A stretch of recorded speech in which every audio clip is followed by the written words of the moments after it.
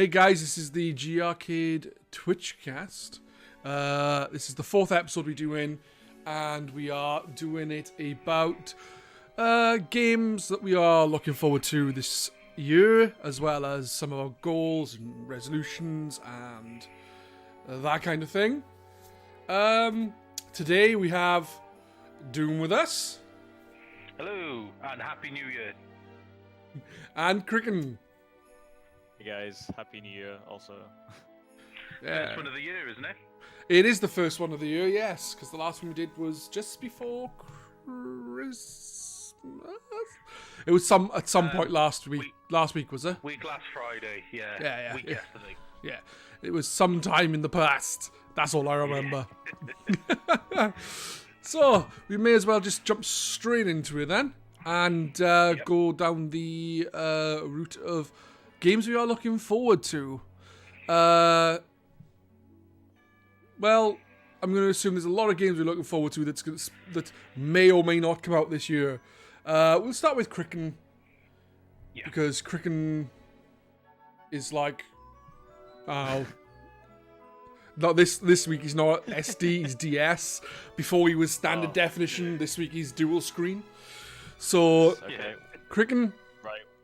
Well, let's not have sure if it's coming out this year, but yeah. Metroid Prime 4. Metroid Prime 4 for the Switch. It might be coming out this year or like next year. We've seen no footage of it yet, but I'm very curious to see what that game's gonna look like and if it is coming out this year, because game not being made by Retro Studios, first Prime game in probably about 10 years. Yeah. Yeah, it had been a while. That's actually one of the games I've got down for myself as a game I'm looking forward to. What's your experience with the Metroid series in general, and then obviously specifically Prime for you to be looking forward to Prime 4?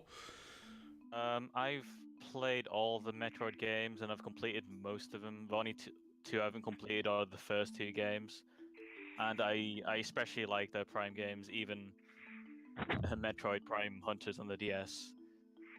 Federation Force, but I don't really count that as a Metroid game, and I don't think a lot of people do. So I think when Metroid Prime 4 was announced, it was kind of like an apology for Federation Force and Nintendo saying that they still care about the series in a way. So yeah, it's definitely good to see a new Metroid Prime announced. With Retro Studios not making it, and with Sakamoto probably like directing it, like just curious to see if it's gonna be that great. Really, I'm just pretty curious to see what it's gonna be like. Assumedly, it's gonna be another first-person 3D Metroid game, but that's pretty much. Yeah, you would assume so, with it being in the Metroid Prime name. Yeah. Then, the thing that worries me with Metroid Prime 4 is, because it's not going to be Retro Studios, and it's no one really knows what company, at least the last I heard, no one knows who is actually making it. There are rumors, but nothing confirmed. Are you, like me, at all worried that it might end up being like, not gameplay-wise, but like Other M, in that people were massively disappointed with the way Samus was portrayed and that kind of thing? Yeah, definitely. Although, hopefully I know like Other M, it was like received well, like in the press, like it got decent reviews. I'm sure they must have realized that a lot of people despise that game. So, I mean, I at least hope so. I at least hope they've taken some notes, because Samus Returns, it did feel like a bit of a return to form. Samus Returns is the 3DS remake of Return of Samus, yeah? That's right, yeah.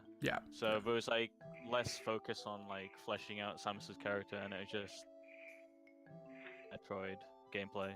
Yeah. So that is a Metroid 2 remake, so yeah, could be completely different here. Yeah, since it's a 3D game and all. So all in all, basically, what myself and I'm assuming most of the fans are hoping for then is we're all hoping for a Metroid Prime game then that is more like Metroid Prime 1, Whereas I personally preferred 3 to 2 simply because I enjoyed the aiming of the Wii game and things like that. But then the structure of the first game was perfect. There was backtracking there, like in a Metroid game, there should be, but it was structured well. Whereas from what I remember of Metroid Prime 3, it was like disconnected, so to speak. You like go to different areas and things on your ship, if I remember correctly. That's right. It's it's kind of different gameplay wise. It's more focused on combat. That's true. For a lot of like corridors, really, in the game, it's like more mowing down enemies and like a lot of areas, less puzzle based. Also, like there seem to be less interesting upgrades, I guess. It's like no, that's fair enough. upgrades. I think the thing that one of the worst things as well for Metroid Prime 3 is, like, in the very first game, I'm pretty sure the only thing you see other than enemies are enemies. Whereas in Metroid Prime 3, you start seeing, like, other characters, I believe, and at the end you actually come across one of the bounty hunters from Metroid Prime Hunters, if memory serves. He's kind of like teased. Yeah, it's not like explicitly made clear, but yeah, it looks like Silux's ship from Metroid Prime Hunters. That's what. Yeah. I think they confirmed that as well later on. They said, yeah, it is. But it's like it's as the games go on. Then you in the Metroid Prime series, they kind of bring in they make it they bring in other characters, but that which kind of lessens the solitary exploration on a deserted planet kind of feel, because there's soldiers and whatever else and other people. Right, No one wants those people. We just want Samus shooting shit whilst exploring wondrous planets. Kind of get you. I mean, I didn't mind them introducing more characters, but for me, it turned out that they weren't really that interesting. Like, at first, I kind of thought that... felt like there was, like, kind of like a dark undertone to the Federation in that game. They seemed, like, pretty, like, gung-ho, and this is kind of spoilers, but you end up, like, invading, like, the space pirate overworld. A bit about the leader of the Federation. He's, like, he really hates space pirates, apparently, like, in the lore.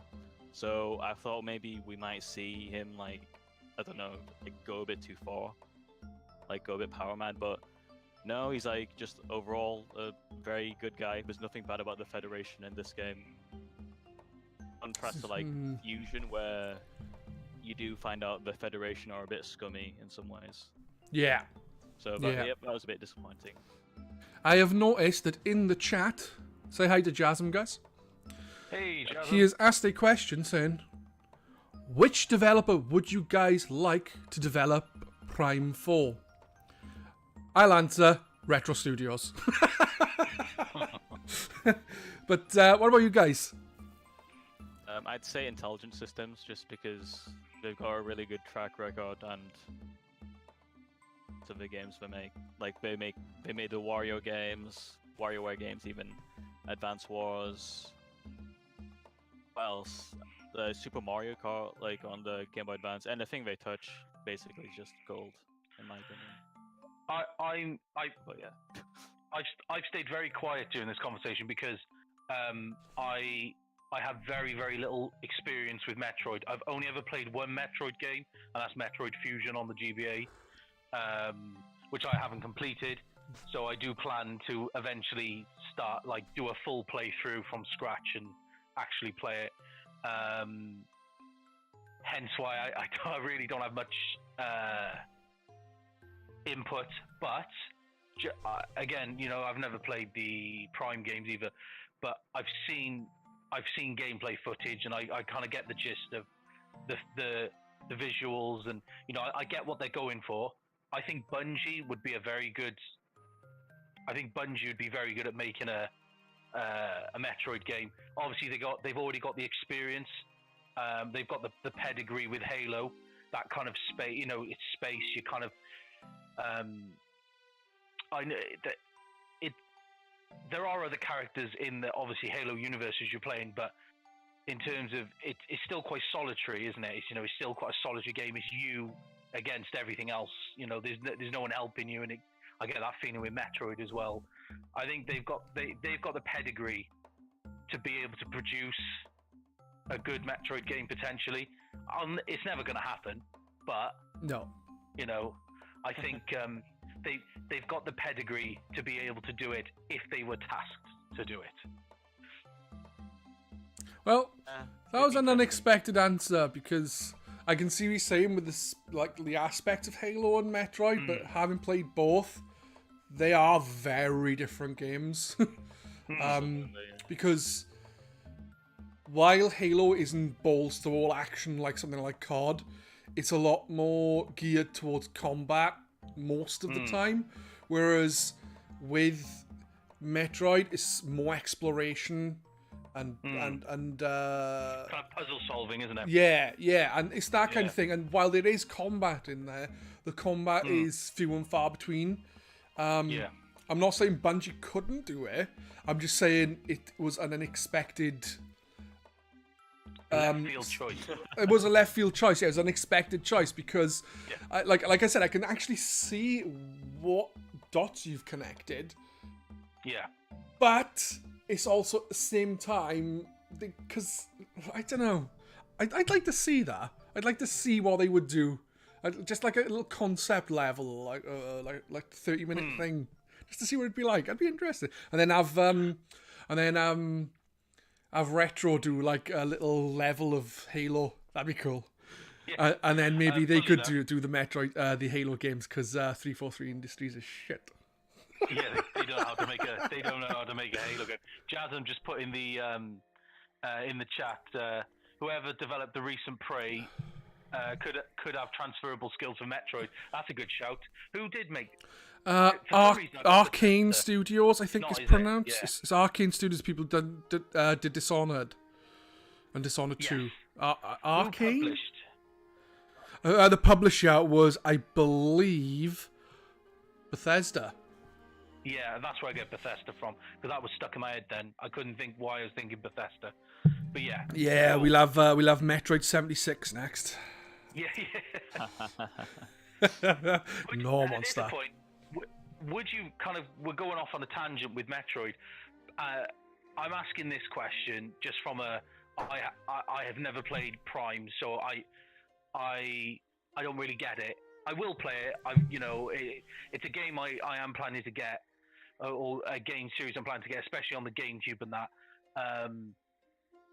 Could you see, or could you imagine how do you think a Metroid game would kind of serve in like that kind of open world setting of like a Fallout?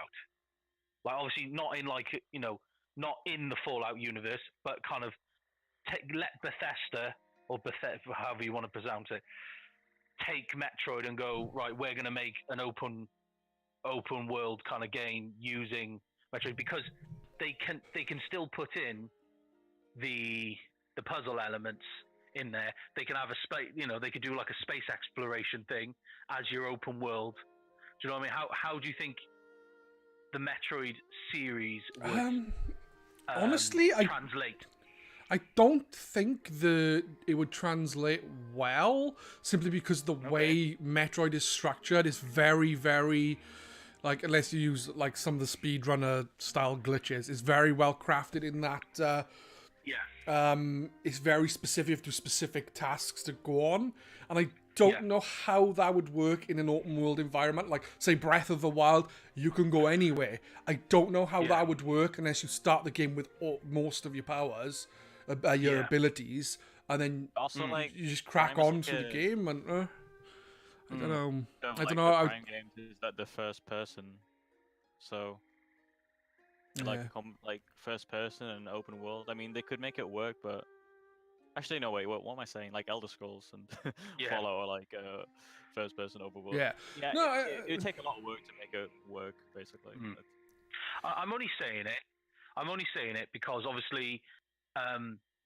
Until Metroid Prime came out, Metroid was always envisioned as that 2D scroller type is a Metroid game.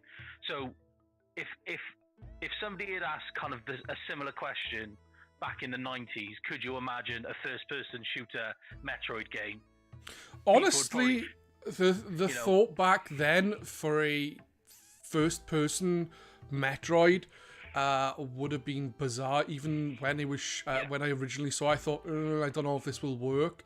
Metroid, the thing with Metroid is it's gone from a 2D side-on view into a 3D view, a first-person view with a 3D world. But it translates well. It's like Zelda has done the same thing, and Mario have done the same thing. While Mario's different though because they take different things, but Zelda have gone from that similar format of going around doing certain tasks and then you can move on to the next one. Metroid have done the same thing. Basically, it's exactly the same as doing the 2D game, but in 3D. If that makes sense, it's the same style of game, just with a different perspective and a different and an added dimension. It's still the same gameplay style, if that makes sense. Yeah. Does that make sense? Yes. Yeah. Yeah, I get what you mean. The way you approach the game is still the same. From a different perspective, but you still approach the game as a Metroid game. Yeah, exactly. Yeah. That's probably a better way of putting it. Oh, that's cool. I'm speaking from a very uneducated stance, which is good because I'm learning a lot and it does interest me. You know, I do plan to complete Fusion at some point. I would like to try, you know, I will acquire the Metroid Prime games on the GameCube and go from there, like, as well. So, well, Metroid Prime on the GameCube, there's 2 on the GameCube, 1 on the Wii, and then there's the trilogy on the Wii U, which has all 3 games. Which personally I would prefer to play because they've got the motion controls. Not so much for the motion controls, but for the aiming with the remote and the moving on the analog. Because otherwise, in the older games, you got to get used to moving and then holding in a trigger or something while aiming, and it's weird from memory. Should we move on from Metroid then and move on to Doom?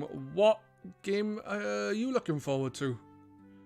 It's a tricky one because there's a few that are on my radar for sure. To be fair, we don't have to stick to one game each.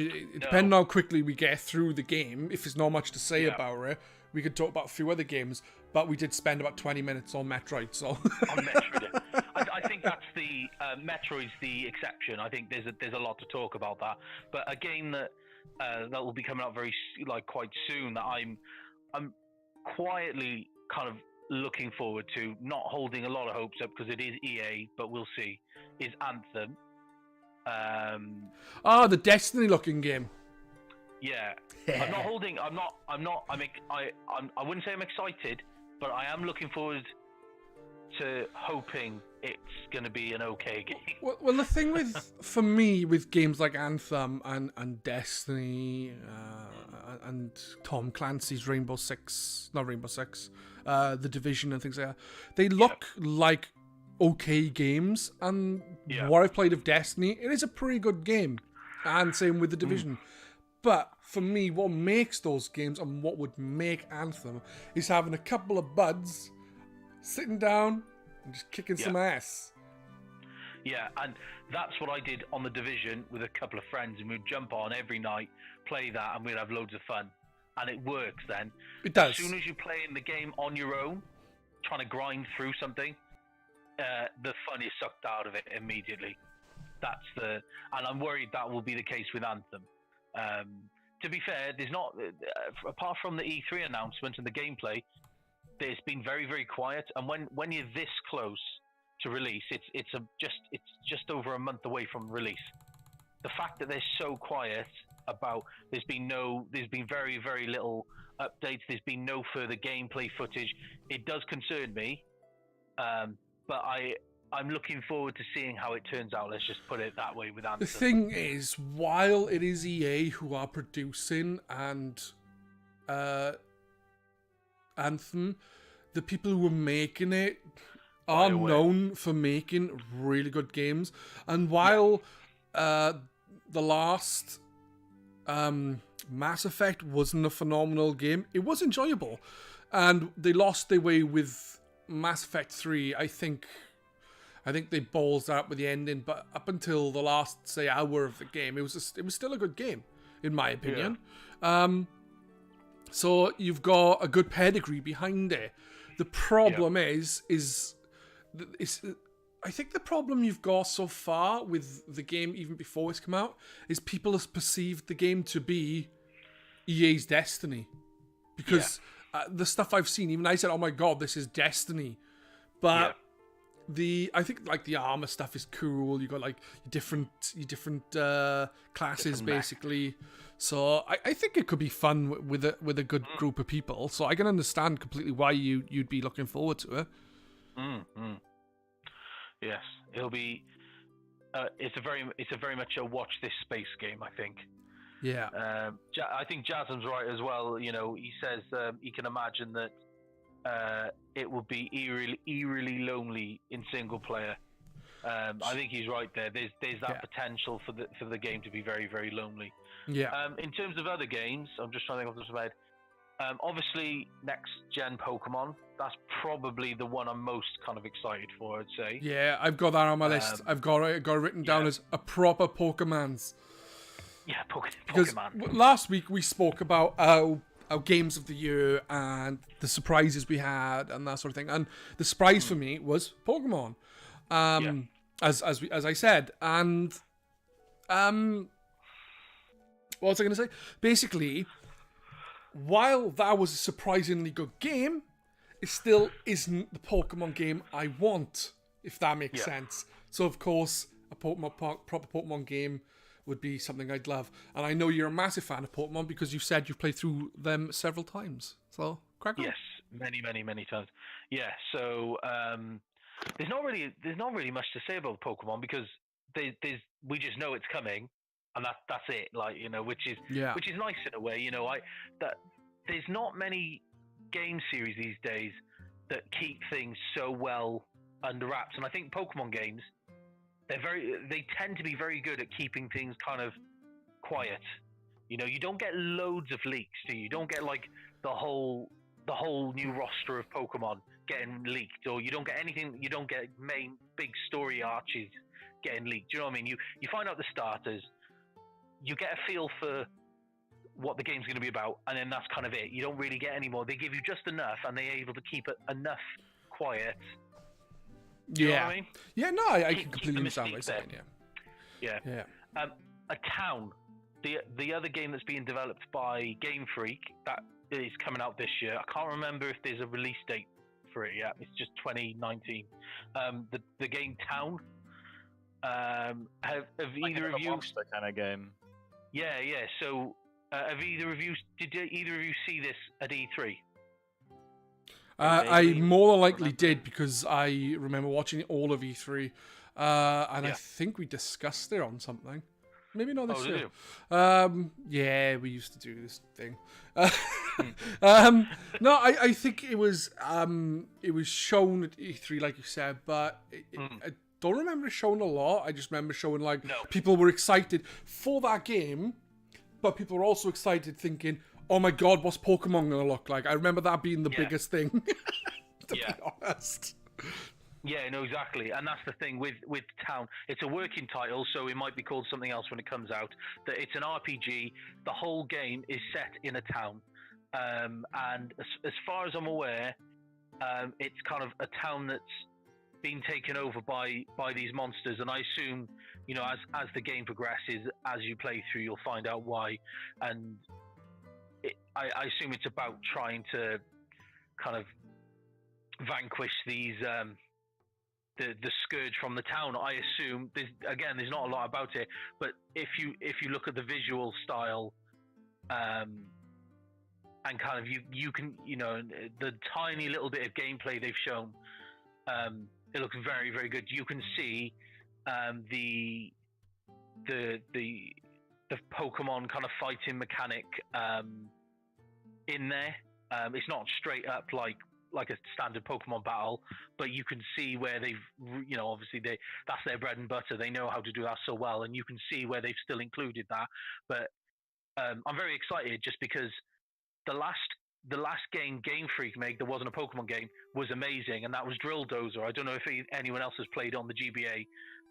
That was an amazing game. I think it's the only other game they've made that isn't Pokemon, Drill Dozer, and that was phenomenal. It was amazing. What game. is it exactly? What is it like? So basically, genre? Kind of action platformer, action puzzle platformer. So you're this girl who rides a mech, and you're trying to recover something that was stolen, like a gem that was stolen, and this gem can be weaponized, basically. And you go through a series of levels and different themes of levels and different bosses to try and recapture this gem. But the mech has a drill on it. That's why it's called Drill Dozer. And the whole game mechanic is based around this, using the drill to complete the levels and eventually get to the boss and use it to fight the boss. So it'll be things like there'll be blocks in the way which you can drill through. But the cool thing is there's a gear system, but you have to every time you start a new level, you have to find the gears again in the level to be able to progress further. So there's 3. You start off with your standard one, which is just gear 1. So there's certain blocks you can break, and there's others you can't because you need the higher gear. So you go out, you find the second gear, you can break further blocks, which pushes you further into the level until you get your 3rd gear, which will push you to the end. The mechanic is used for like raising doors and things by using it as a spinning, put it into a lever of some sort to open doors. The whole mechanic of the game is based around using this drill and the use of the gears as well. You attack enemies with the drill, and again, the higher you can, the more gears you've got, the quicker you can take out stronger enemies and things like that. I'm not doing it justice, but honestly, it's a very, very good, very, very good game. You can pick up the ROM file very, very easily. If you want to get it for GBA, you can't, or if you can, you're paying like serious money for it because it had a built-in rumble feature in the pack, and it's very, very rare. It's worth a lot of money now, but if you can find the ROM and play it, honestly, it's 100% worth it. The art style is great. Everything's great.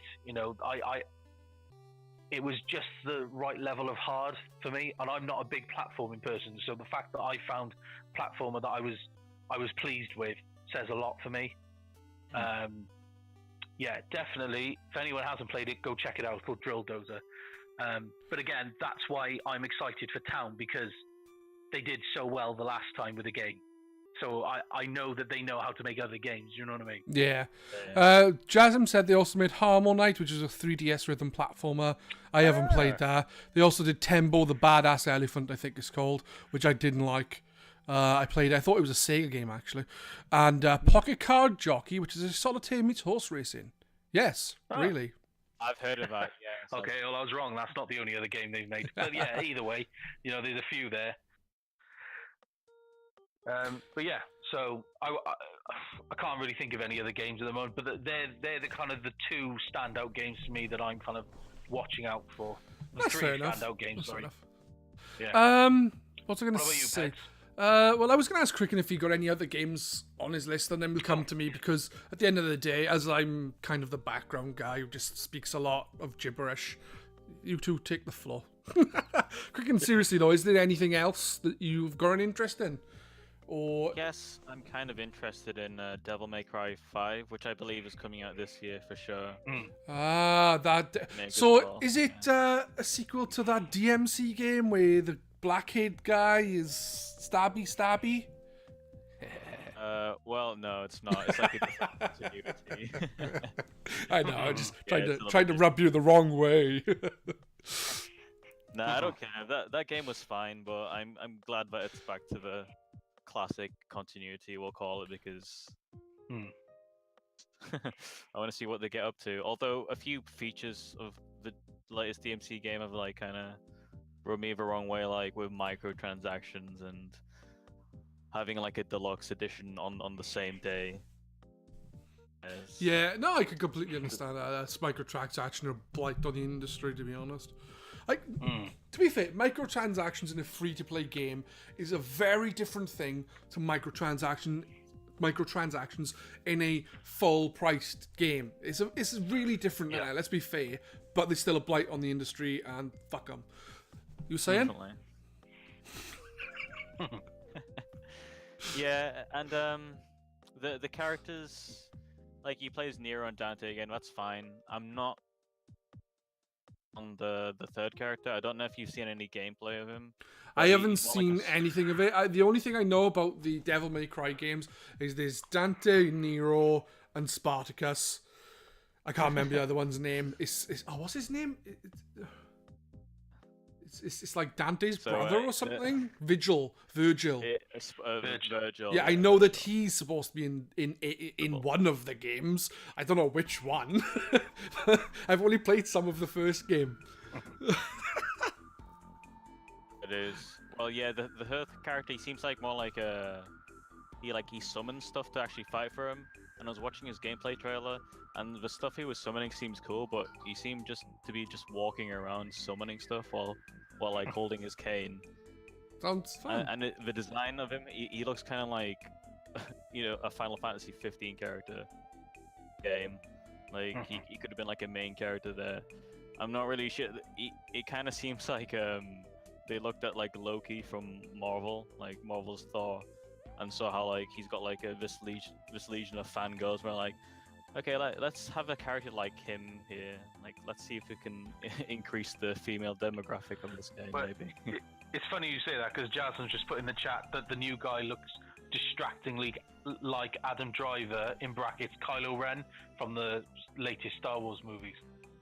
Yeah, I've heard people say that. I don't really see the resemblance other than they've got the same kind of hair and they're both... Let's just hope that Let's just hope Devil May Cry 5 isn't as bad as The Last Jedi, you know? Anyway. Shots fired. Oh my god, yeah. Shots fired. Nah, I'm not even going to get started on that because... yeah, I remember seeing the initial trailer and I thought, oh, this looks really fucking cool. And then when they showed Dante, then I was like, cool! It's Dante. Last Jedi, Devil May Cry 2. I would agree from what I saw of Devil May Cry 2. Yeah, Devil May Cry 2 is fucking awful. It's so bad. But yeah, from what I have played of Devil May Cry, I've played the first one on the 360. I played it. I think I've got it on the PS2 as well. Was it on the PS2 or PS2? And I was enjoying it, but I just never finished it because I'm awful at finishing games. But I really liked what I played, and from what I heard, that like the second game goes bad, and from what I've seen, the second game goes bad. But the third game is meant to be brilliant, and the fourth game is meant to have really good gameplay for the most part. But I think it's got like some dodgy bits in it as well. So the third game pretty much invents like the character action genre, like like games like Bayonetta and Bayonetta 2. It's basically wasn't Devil May Cry originally going to be a Resident Evil title? It was, and you can definitely see the inspiration. Like, you can definitely see the Resident Evil influence in those games, can't you? Yeah, it's surprising how it went very different. Strange. Yeah. Very, very, very strange. I guess Kamiya is just a funny thing. Like, Kamiya wasn't asked to make Devil May Cry 2. Just speculation on my behalf, but I kind of feel like maybe Kamiya is like kind of difficult to work with. I wouldn't know. Like, he kind of like, it was supposed to be a Resident Evil game, so I imagine maybe there was like some prodding from Kamiya. Let's do something else. Actually, I want to do this instead. And Capcom were like, okay, then, like, reluctantly. So. Yeah.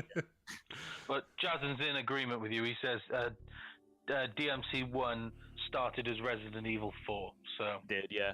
I didn't know it was Resident Evil 4 specifically. I just knew it was a Resident Evil game. So that's a little tidbit I've learned tonight. Mm. Not Resident Evil 4 is Ever also the a fountain really, of really knowledge. good game. Yeah. I remember seeing footage talking to Resident Evil 4 with like ghosts and stuff in a Resident Evil 4, like old prototype footage that obviously came out after or before. Well, I don't know when it came out, but I saw it before back in the day, and it showed like ghosts and things. But I think it still had the same perspective as Resident Evil 4. That's right, yeah. The Resident Evil series has quite a history of having like betas that are just like near complete but then scrapped. Yeah, it's Like it surprising. happened with Resident Evil 2. Yeah, I think people call it Twice, like pretty much. 1.5 or something like that. Yeah, it's like almost complete, like the game. People have been salvaging the game as like an almost playable copy of it now. Yeah, that's fair It's enough. interesting, Yeah. Any other games, guys? I guess for Resident Evil 2 remake, funnily enough, yeah. Yeah, yeah, there's it's that. another game I've got on my list is Resident Evil 2. I love Resident Evil. My favorite Resident Evil isn't Resident Evil 2 though. The Resident Evil 4, It is not. It is actually Resident Evil 6. Resident. I did have a lot of fun with Jasmine playing through Resident Evil 6, but that was mainly at the game's expense and the fact that no offense, Jasmine seemed to be a Resident Evil 6 apologizer. Yeah, Jasmine's just made a big. Jasmine's just made a statement in the chat that he says Resident Evil 6 over DMC2. I wouldn't know from playing Resident Evil 6 fully in single player, but in co-op, I would agree because Resident Evil 6 was fun in co-op. No, my favorite Resident Evil is actually the remake of the first game on the GameCube. Yeah, lots of people love that game. I find it's fucking brilliant. It's basically the first game, but 100 times better. So I'm one with the amazing voice acting in it. Every Resident Evil's got amazing voice acting in it. How dare you? This is the one with the real amazing voice acting, isn't it? I think the very first version of the game has got worse voice acting than the remake, to be honest. It was incredible. But it still has awful voice acting in that one as well. Yeah. But the fact that they're remaking Resident Evil 2 is awesome. I can't wait to play it. The problem is, for me, I'm a little disappointed that they've gone with they haven't stuck with the where they went Resident Evil 2, where they went Resident Evil to Resident Evil remake. They stuck with the same view and they just iterated on the game and made it better, if you know what I mean. Whereas with this, they've like changed the view and stuff like that. Also, Leon and Clay. I don't know who the fuck those people are, but I know Leon and Clay. So yeah, why are you looking forward to Resident Evil 2, man? Resident Evil 2, one of your favorite games of the Resident Evil franchise? Well, I've only really played Resident Evil 4 and 5. All right. I do like the Resident Evil games. I've been meaning to play through Resident Evil 1 remake eventually. I just know, yeah, like they're good games, and like the recent game was received very well, so. Resident 7, yeah. What about you, Doom? Have you got any love for Resident Evil? Not particularly. I'm not a big horror. I like my horror movies, but horror games, they're not for me. They don't do it for me. I'm not being funny, Doom, right? But you haven't played Metroid. You don't like Resident Evil. I think we should ban you from GRcade, Twitch, everywhere till you play some fucking games. I can imagine going on to GRcade now and just being like, your IP banned or something. It's like, oh, okay. go play games, get good. No, I can understand this. The only Metroid game he's played through is the first Metroid, and he's completed it about 5 times, which is weird. A bit suspicious if you ask me. It's a bit... No, but how come you're not a big fan of horror games when you like horror movies, Dan? Because wouldn't you say that the jump scares and things would be would be the same, really? Because they both could be unexpected. Yeah, they're worse in games because you're more because you're involved with the character. You have because you have control over the character rather than you're watching it. Right. So it's like Yeah, hiding behind a pillow. I just kind of struggle to play him for that reason, because I know I'm in control of the character. Where I'd rather sit there and be part of the ride and just kind of accept whatever comes my way. I have no control over it because I'm sitting there watching it. Where with the game, I have an option to not go in the room, so I just won't go in the room, and that will be it. And then the game normally gets turned off, and a disc will get swapped down. I'll go play something like Pokemon or something, just to keep me happy. Like, yeah. So I don't know. I've just it's kind of too much of an experience for me. Do you know what I mean? It's not. Yeah. So when's going to be the You get Resident used to Evil? though. When is the Resident Evil 7 VR stream? You can expect that next week. Yeah, definitely. Yeah. But in seriousness, though, doing that. Resident Evil, in my eyes, is not a very scary game. Yeah, there's some monsters and stuff, but it's not a scary game, so you shouldn't have a problem with that.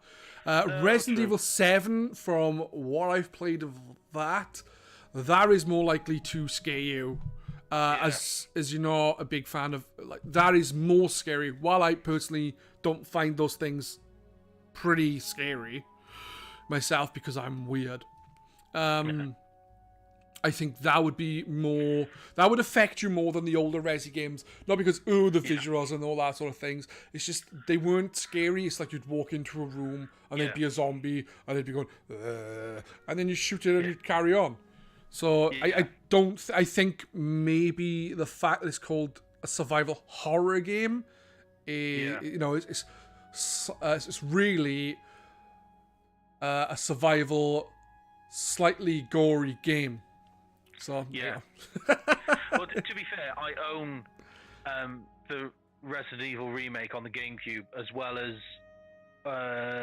what Resident Evil games came out on the GameCube, and I'll tell you if I got them. Resident Evil remake, a port Got of that. 2 and 3 came out on there, as well as Code it. Veronica X, Resident Evil 4, Got it.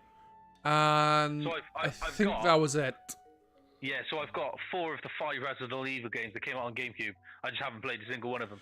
But I genuinely believe that if you were to set it up, your GameCube, to stream it, and you streamed Resident Evil 1, I genuinely think you would love the game.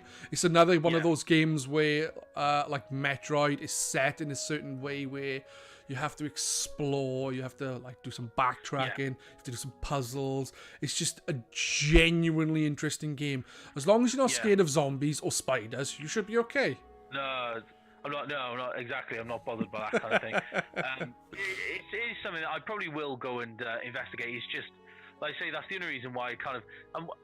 It's not even that I've avoided the Resident Evil games. They just don't. They don't enter my radar, so I don't think about them. Do you know what I mean? Yeah, no, that's fair enough. Because of the remake coming out, you know, maybe this is a good opportunity for me to, because I was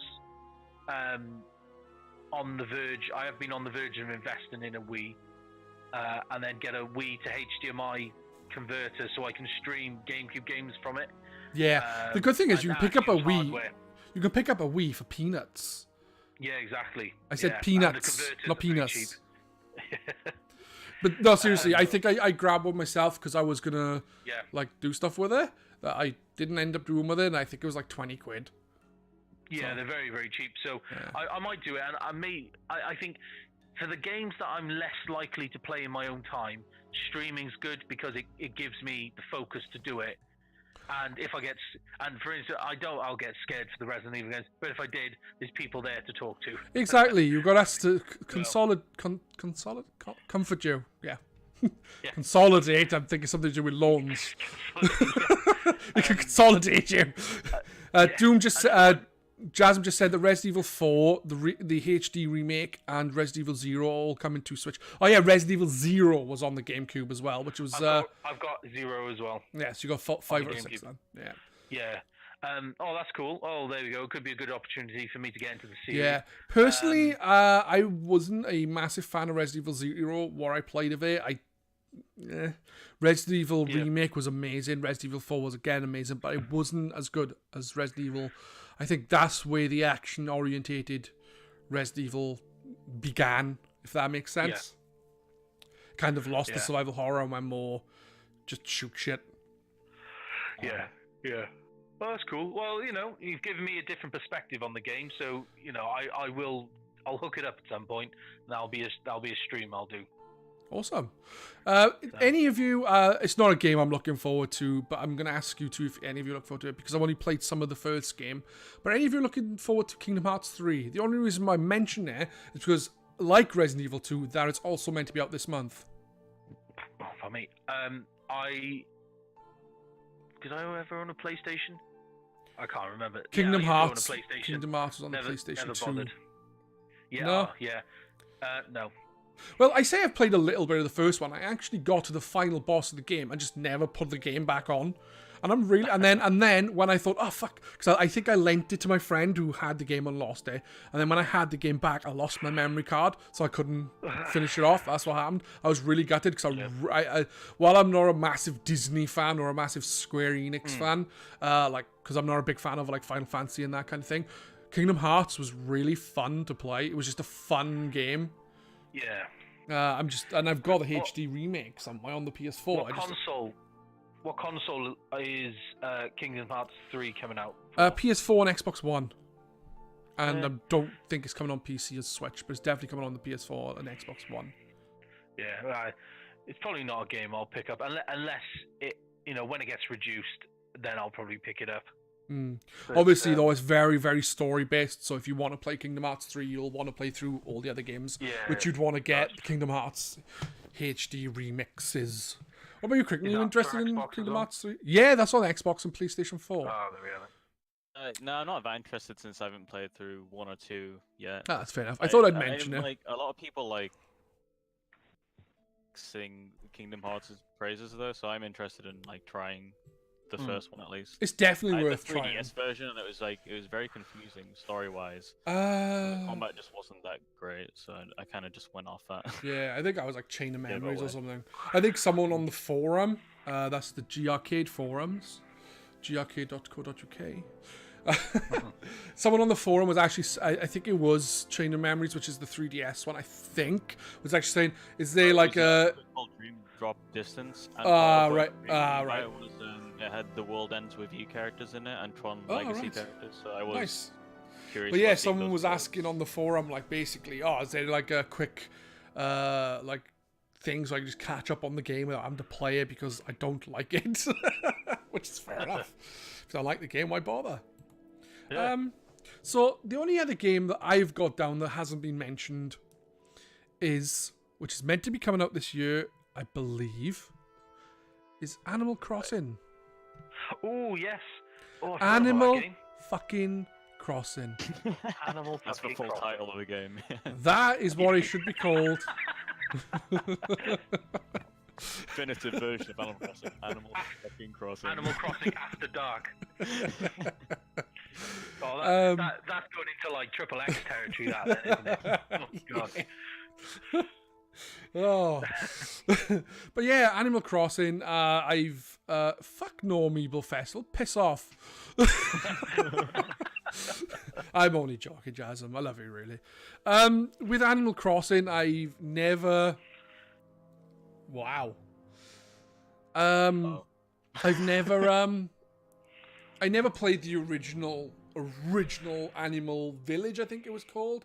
I think most people probably haven't, since it was Japan only. Exactly. I think it was your fault. It may have been you, but I think it was your fault who was saying there was actually several of those games in Japan. Not just one, whereas I thought there was one. And then they ported that one to GameCube. And I did play the GameCube version of Animal Crossing, which I had the Australian import, I think it was. And I can't believe how much time I sunk into that game. Just doing little things like, let's just do a bit of fishing. Let's check my game and pick up some weeds. It's raining. Let's go get some massive fish and sell for 15k.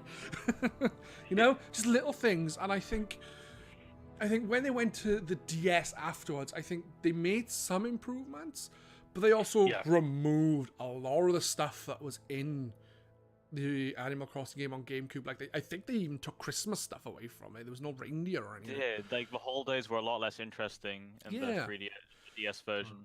I think they put a lot of the stuff back in Yeah. New Leaf, is it? Or, yeah, New Leaf is the Yeah, newest New one. Leaf. And But the I- Wii one very and good. 3DS they brought stuff back. Yeah. Yeah. I didn't like Town Folk, whatever it was called, very much. I don't it know wasn't that why. I great. just didn't. It just didn't gel, if that makes sense. It felt like just like a big version of the DS game. Like Yeah. it even didn't look very nice at all. It was like like an up-res DS game basically. Yeah, I suppose that is probably the best way of doing it. It was a bare bones upgrade. I suppose they thought adding the town area or city folk, the city area, even would be a big thing, and I don't like it. Wasn't really, no. No, it wasn't. I'm really looking forward to Animal Crossing though. It's one of those games that I'll jump on like every now and again to check stuff and that kind of thing. Also, like the missus enjoys it, so it'd be fun to like just mess around with it in that sense. Yeah. I assume they're going to make it even easier to visit other people's. Oh yeah, I was towns literally and just gonna say that because in like previous games it was kind of a pain. Like the whole game would Yeah. halt, and it'd be like, this guy's coming in, and then connection error. yeah. And then I think Even on the 3DS version. I think what will probably happen is they'll probably add friend codes to the game or something just to piss us off. Yeah. Here's your friend code. It used to be 16 digits, I think. It's now 64. Yeah. But yeah, Animal Crossing has been a series that I've played since like how long ago did it come out on the GameCube? 2001 to 2001. Near 20 years, like 16 years. Yeah. It's close to 15 actually than 20. But you know what I mean? It's been about 16 years since it came out, and I've got them all. I've really enjoyed them, except for like a Meeple fucking festival and whatever the hell the other shite was. But it's just general fun, like it's just a general fun game you just dip into, do a little bit, and then just carry on with your day as normal. And it's not many games I get that with. No. What about you guys? What's your thoughts on like the upcoming Animal Crossing? What do you want to see from it? What would you like them to bring back? What would you like them to get rid of? Is the online like the biggest thing you're interested in? Like, how can they improve that? For me, definitely. I'd love. The trouble is, they're completely different games, but the way, like Stardew Valley, it has set a certain standard for me in like those style of games. I mean, they're completely different games than they're, one's a farming sim. To be fair though, with a bit of town management. With Stardew Valley, it's taken a lot to get it to where it is. Because when it first came out, it was really, if I remember, it was rather ugly and very janky. Might have been, but it's one guy. One guy. One guy. Oh yeah, the whole definitely. game. I think Yeah. it's one. One- Is it still just the one guy, or has he Consolidate. got like a couple of people helping him now? No, it's still Still it's just him. that one He's guy. wo- Oh, wonderful. Yeah, he's working on. There's he's working on the next update. He's because this one guy, he has to put himself on hold. He's working on a new game, but he has to put it on hold while he makes a new update for Stardew Valley and things. He is recruiting a team to help him maintain Stardew Valley so he can work on the main game. Oh, so brilliant. there is that. But yeah, but either way, the point is that Stardew Valley has set a certain precedent for me in that kind of town management and just the way the game presents itself and how those two games, Animal Crossing and Stardew Valley, they do coexist in the same kind of Venn diagrams. Do you know what I mean? Yeah. And I get what you're saying, but I think from that perspective, I think there's a few things I'd like to see implemented in that sense. But I think for me, I really enjoyed playing. I only started playing Animal Crossing from the 3DS version, and that was only from last year onwards. It's just never really entered my radar until a friend went, "Oh, you might want to try this." So I was like, "Oh, sounds cool." Picked it up, and I ended up loving it. I actually haven't. I was thinking about visiting my town recently because I haven't visited it in like 2 months, and I'm scared to go back in case they all hate me. So there might be a bit of like trust issues when I go back. But anyway, The best is when you go back to your GameCube save after like 6 years and like, hey, how have you been? We haven't seen you in blah blah It's just 7,000 days. It's like, you know the opening scene of Terminator 2, skulls on the ground. yeah. That, but Animal Crossing, just waves of skulls, and then some Terminator just like strolling through. You've completely missed like Judgment Day and everything. It's just that's all I can imagine. Oh, that's all stuck in my head now. Oh, that's what I want to see. I've decided the new Animal Crossing game needs to merge with the Terminator franchise. There we go. That will do me nicely. Problem solved. Yeah, I can see where you're coming from with the way you'd like to see certain aspects of Stardew kind of in the Animal Crossing, but I don't know how you'd go about that because it's meant to be like you're a little kid going to a new town and doing stuff. I would say if they made a new Harvest Moon, then that's probably where you're gonna get that kind of, this is the kind of thing. And I'm not saying, oh, don't ask for that, that's stupid. I'm trying just, as I'm not a games developer of any kind, I'm just trying to think, what would they take and how would they implement it? Yeah. And obviously don't do exactly the same. You want it to be a different spin on that kind of thing. Yeah. So, but no, I think in all seriousness, with the new Animal Crossing game, I'd like to be able to visit other people's town easier. I think as long as you're both online, you should just be able to invite your friends and you should be able to come along. I want them to, I doubt they will, but I'd love an option to go and just visit a random town. Like, make it total potluck. Just search, like, visit stranger's town type thing. I think you can do that in the 3DS can one, you? sort of, but not. Oh, really? Are you talking about like the Dream Town? The dream like, thing, like yeah. Which is, you visit other people's towns, but you can't really do anything there. I'd like, I mean, I was never able to find, like, I don't think I have any friends on my 3DS. Makes me sound really lonely, but yeah. Just cue, like, Kim Jong-il, Team America, I'm so roamery. Yeah.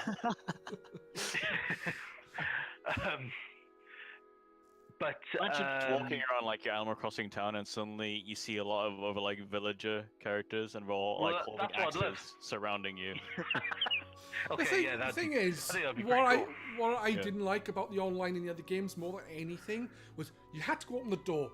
That's fine, but when the door's open, you can't do many of the things you normally do because you need to close the gates if you want to piss on the plants.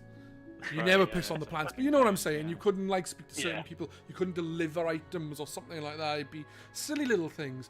And what I would love is a town that one of us could create, and it'd be the GRcade town. Community town. Yeah, and then we could all go there and do things. Yeah. But I wouldn't know how the hell they would do that unless one person just constantly had their Switch always online. But then you'd also... People can't do anything in other people's towns. They can't, like, chop down a tree. Oh, this tree's obscuring something. Let's cut it down. They can't do that. They would then have to, like, message the person somehow to do it. So it would be cool if they implemented, like, a... you could create a server then, which would be for everyone to just jump in this one community area and then do stuff there. One of the things I always wanted, I don't know why, it was after the Wii came out, I think, maybe the Wii U, where it showed like all the Mii's on the background. I think it was the Wii U, was like an Animal Crossing kind of thing. That would be your background, and you would walk around there, and you'd like go to different things and do things, and then you could like go to your games and that from there. That would be really cool. I don't know how it would be after like a week of you getting fed up of it. But you know what I mean? I just thought that would be something interesting. I know that's got nothing really to do with what we discussed, but I just thought I'd throw it out. Yeah. Well, what about you, Kriken? Are you invested in the Animal Crossing series, and what would you like to see in the Switch edition? Oh yeah, definitely. I like the DS version a lot. I played that for like hundreds of hours, and I like the GameCube game. And 3DS, I liked it decently as well. Although it kind of felt like more of the same in a way, but it wasn't too bad. But yeah, going off what Ped said, like not even like necessarily like a server that we make, but maybe just like a communal area would be nice. I was thinking like Sims came to mind. Yep.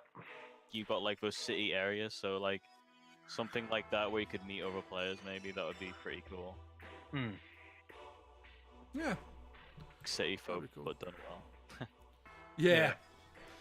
Yeah, it's a shame that, like, while Animal Crossing have been around for a while, and they have added things, there's not really much they can do with the formula, I would think, to really change it up. Like, the biggest change up was, hey, you're the mayor, you get to do things. But where they go from here, unless you become God, and you're like Ghost and the Giant, and you're picking people up and chucking them around, you know, what are you going to do? Yeah, it's a good point. I guess the step up is president, and then maybe God. But yeah.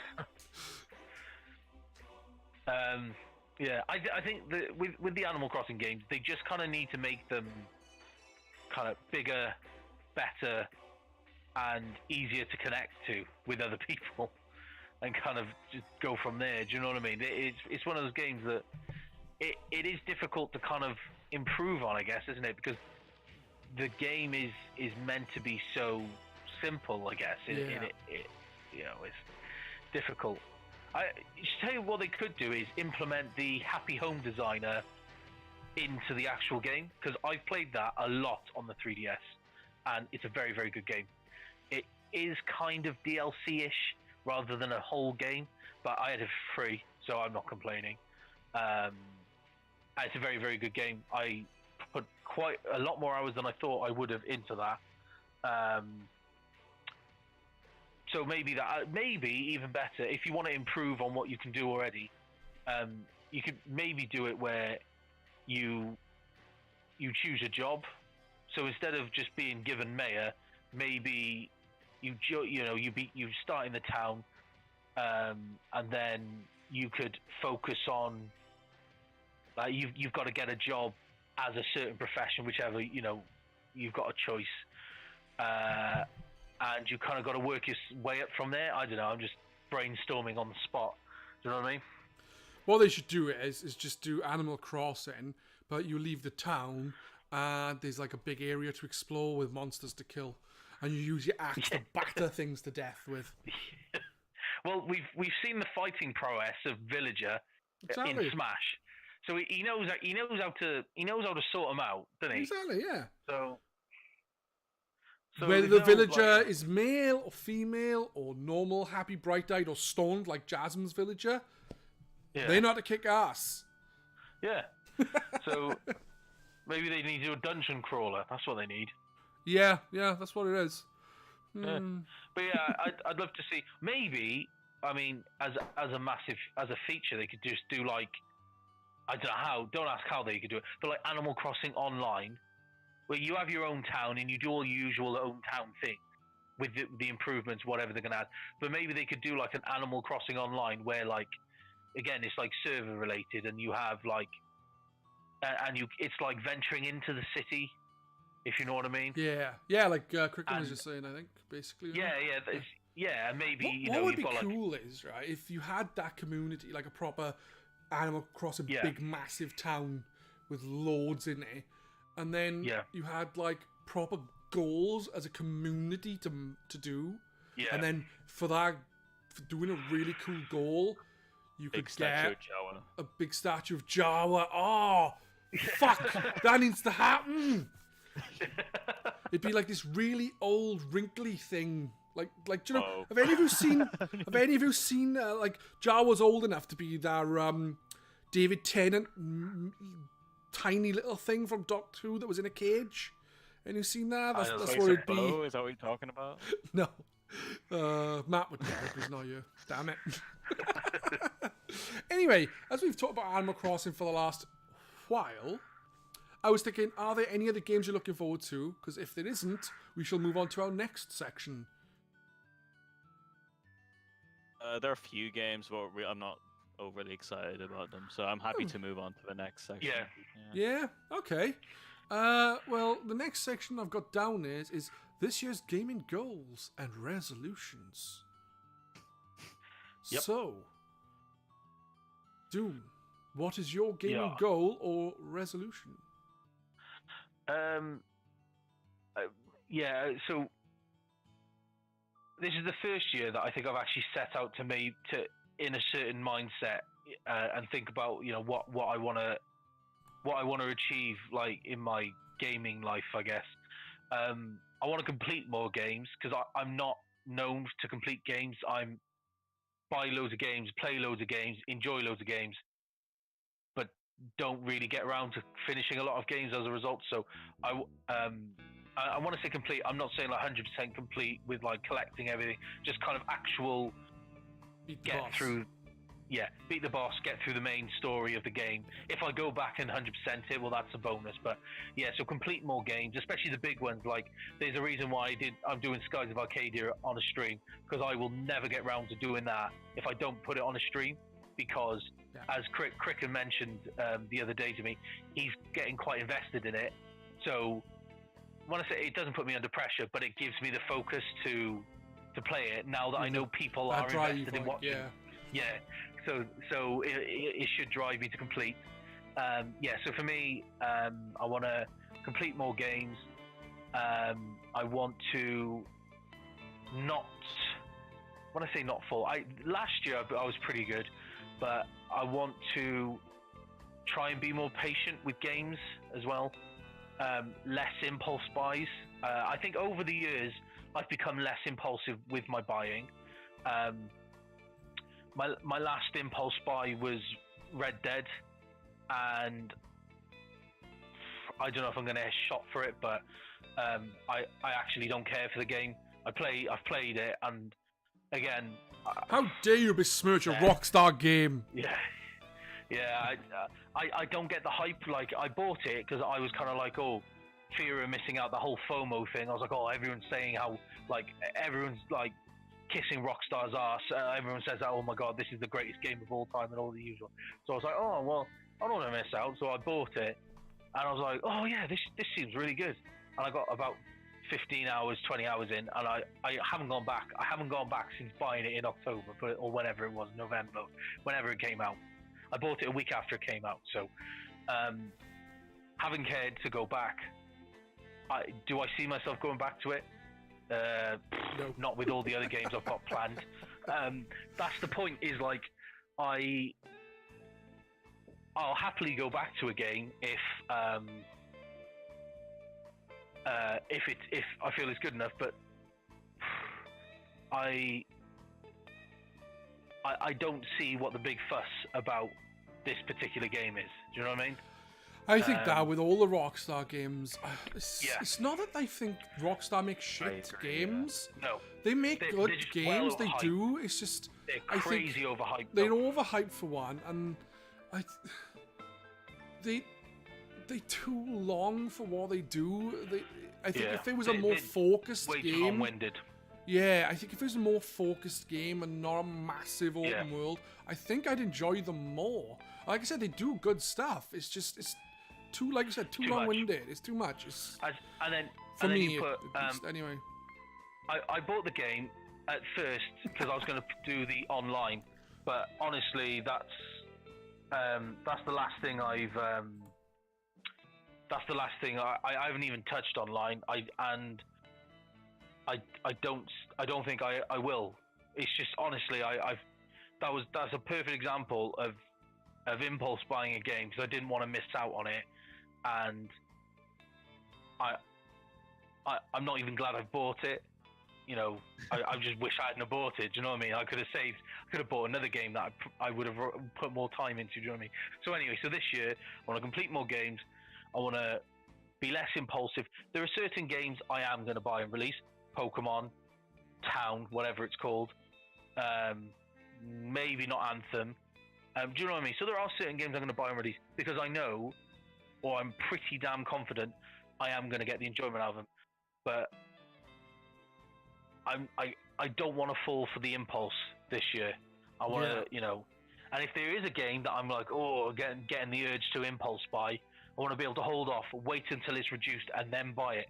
And then at least then, if I've done that and then I don't like it, well, at least I can say, well, I only spent half the money on it. Do you know what I mean? It's that kind of thing. Yeah.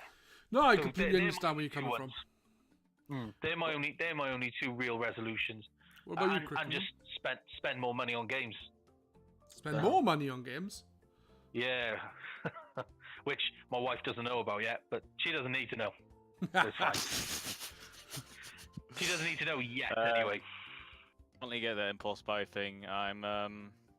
You impulse buy the Switch, didn't you? It did, yeah. I'm gonna try not to impulse buy a next gen. Another Switch. Yeah. PS4 probably, but I'll try. Well, he needs one for upstairs and one for downstairs.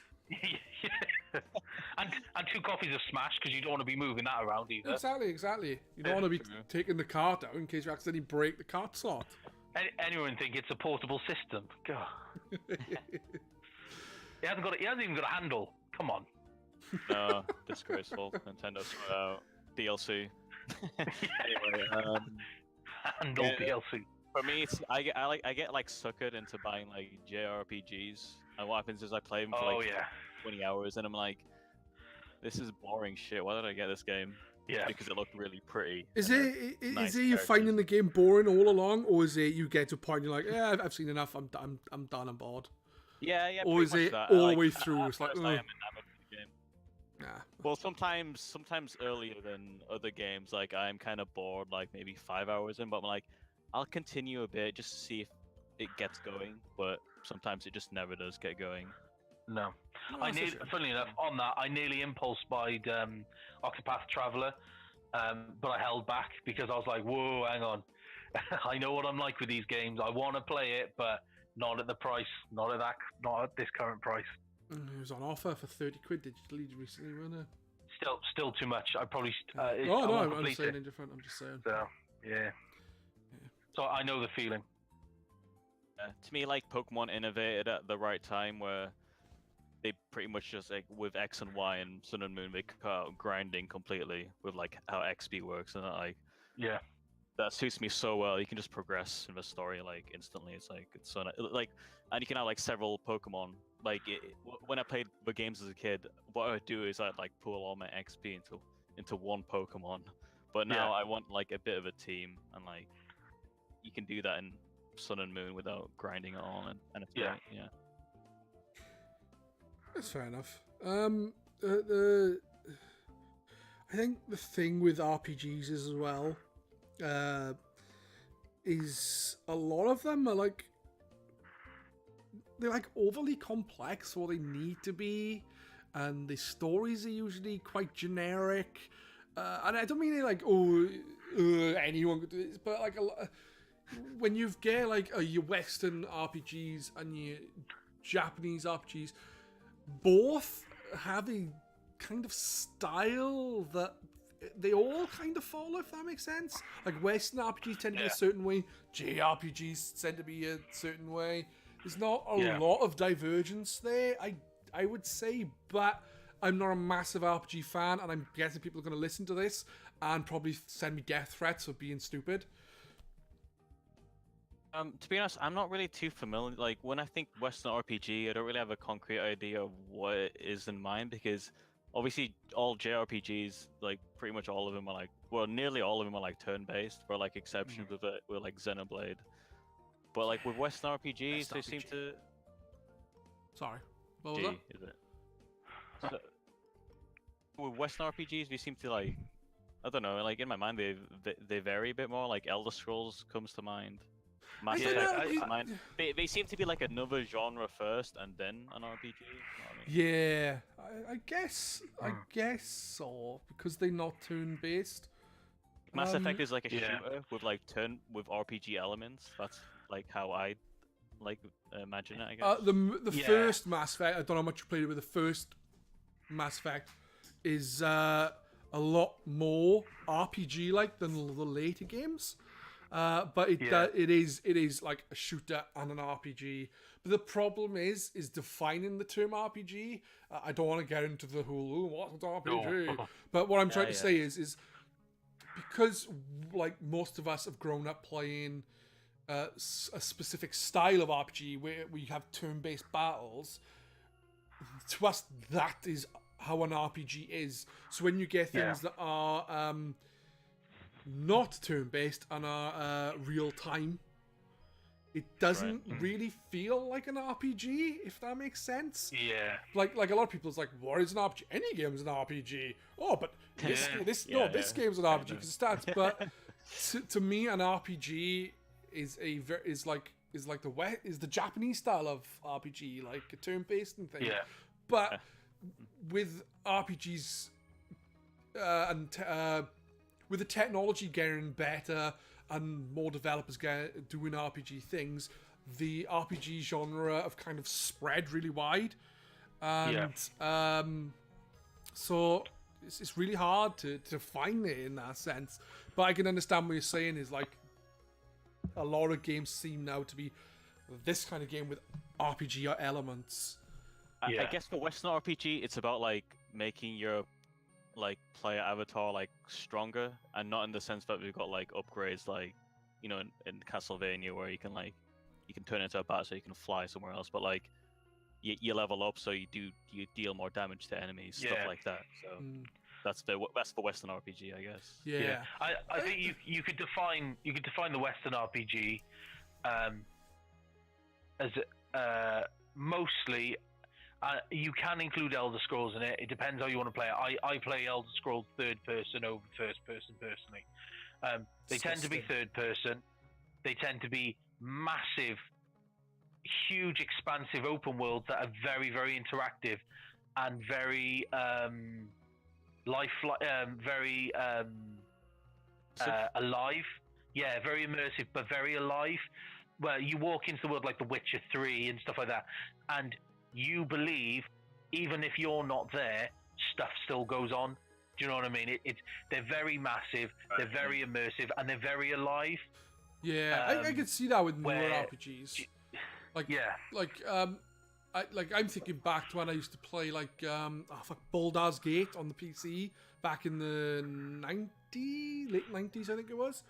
That was isometric, and I think it's a Dungeons and Dragons game, and I think that like a lot of Western RPGs are based around that Dungeons and Dragons kind of style of RPG. But I don't know if Japanese RPGs are based around the same kind of thing, or if in Japan they had a different kind of pen and paper game themselves or something, because that's where a lot of RPGs stem from in the West, I would think, is the Dungeon and Dragon pen and paper thing. Like if you look at, I'd say you're not far off there, definitely. Like a lot of Western RPGs, as well as it being about going through the game, a lot of them are choice. Like a Western, a Japanese RPG seems to me to be a lot of, it's very focused on story, like really it's ingrained into the game, with massive plot points and things. And then you look at like Skyrim and Oblivion and Witcher. Witcher.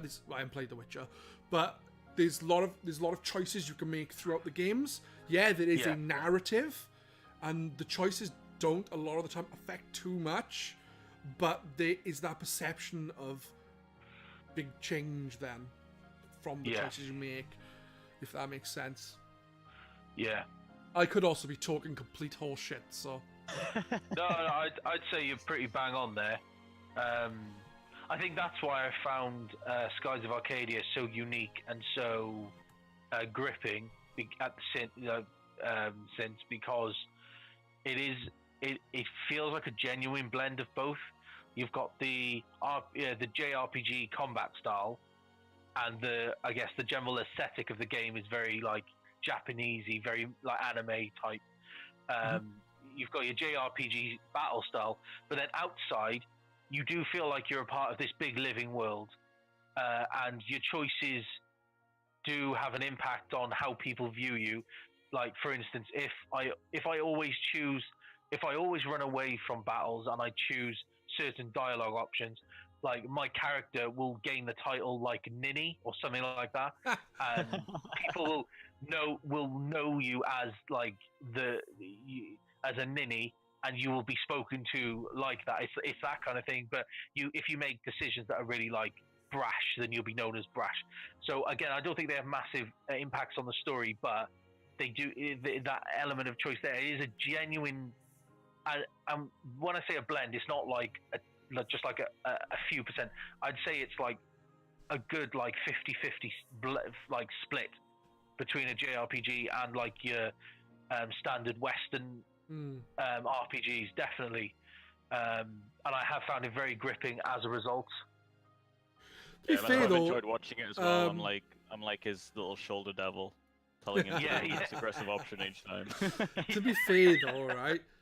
Link's Awakening had choice in it. You could choose to steal from the shop and be called thief for the rest of the game or not. If you stole from the shop in Link's Awakening, they would call you thief. Yeah. Or a thief. Cool. Is there anything else that you have on your goals/resolutions, Kriken? Get really good at Smash Ultimate and Melee. Those are my main ones, to be honest. I have every year. Get good. Get good, yeah. Get good at game. Appreciate it. I'm playing Super Mario Bros. 3 at the same time. Sorry. Super Mario Bros. 3 is fantastic. When I saw your post, and you said, "I played Super Mario Bros. 3 on the Game Boy, and it was okay," I was like, "How fucking dare you? How dare you say it's only okay?" To be fair, I'm enjoying it a lot now. Maybe because I've matured since then. No, I think you've got Mario Brothers, which like you've got Donkey Kong, which kind of like was not revolutionary, but revolutionary for the time, I suppose. Yeah. Then you had the same with Mario Brothers and Super Mario Brothers, and then Super Mario Brothers 3 took it to that next level where like world and everything else have been based on since, I would say. So I say that was the building block of the Mario not franchise, but the building block to the way the Mario games have become, because they were very like Mario Brothers. It was a very basic platformer in comparison to Mario Brothers 3 onwards, if that makes sense. Yeah, definitely. Yeah. It's definitely as well, out of all the NES games I've played, this is like aged the best, and it's definitely, I'd say it's probably the best NES game, really. Like, I can't think of any other game that's just like as polished as this, as well designed. Like, it's aged like amazingly, I think. No, that's fair enough. Try what was that game called? It's on the tip of my tongue. It's amazing. One of the best rated games on NES. Link's Adventure. Play that. Yeah, I've tried that game. Shit. Very good, yeah. For me then, my gaming resolutions, goals, and what have you is the same as both yours. Spend less, play, finish more. Like at the end of the last year, I was like, "Oh, I'll grab Monster Hunter World and Final Fantasy 14 with all the DLC." And that was a massive impulse buy, because I got that in the hope that like Jasm and Matt would also get them. They didn't, so now I'm probably never going to play them. And I do that with a lot of games. Like, I'll grab that, it'd be awesome in co-op, and then it just never Fallout happens. 76. We'll definitely also buy it. Honestly, when it went to $9.99, I was tempted to get it if other people were willing to get it and play it, but no one did, so I didn't get it. Even though I don't want to really give Bethesda money for the shoddy work, I wanted to go in and just like a car crash. You see it and you can't look away. It's kind of like that. Yeah. You know? So I want to see it for myself. No, I really want to see a car crash. That's why I got them as well. Well, there's not really much to say that hasn't been said when it comes to games and the gaming resolutions that you two have already said. So we may as well move on to the last topic, and that is predictions for the year in the gaming world. Start with Doom again, is it? We'll start with Doom. So, so I think Judgment Day's coming to Animal Crossing, as I've already said. Right, that would be awesome. Yeah, so you're going to turn on your Animal Crossing game on the Switch, and it will be the beginning of, it'll be the opening scene of Terminator 2. Just fields of skulls, and then one gets crushed. Bunny rabbit skulls. Yeah. And it pans up to a villager that's not a villager; it's actually a Terminator. And it's like, the war against the machines has started. Yeah, so that's my first prediction. Right, I don't think that's happening. That's what they said about Judgment Day.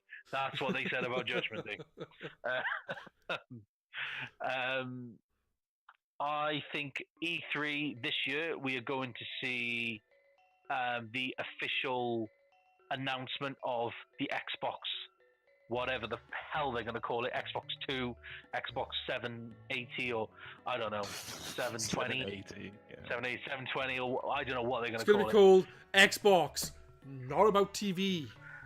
Yeah.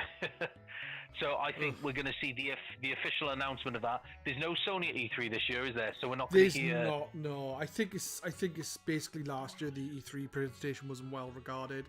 As well as that, I think they like to focus on their own event that they do. Yeah. And also... And they know Xbox are coming in hard this year. So they think, stay out their way. Yeah, maybe. Or maybe it's that they gearing towards getting ready to announce the PS5, and as they've got games lined up like Last of Us 2 and so on and so forth, which I actually had down as a game that I was excited for, Last of Us 2, but whether that comes out this year or not is another thing. But there's I think that may be the thing. I think there's several reasons there.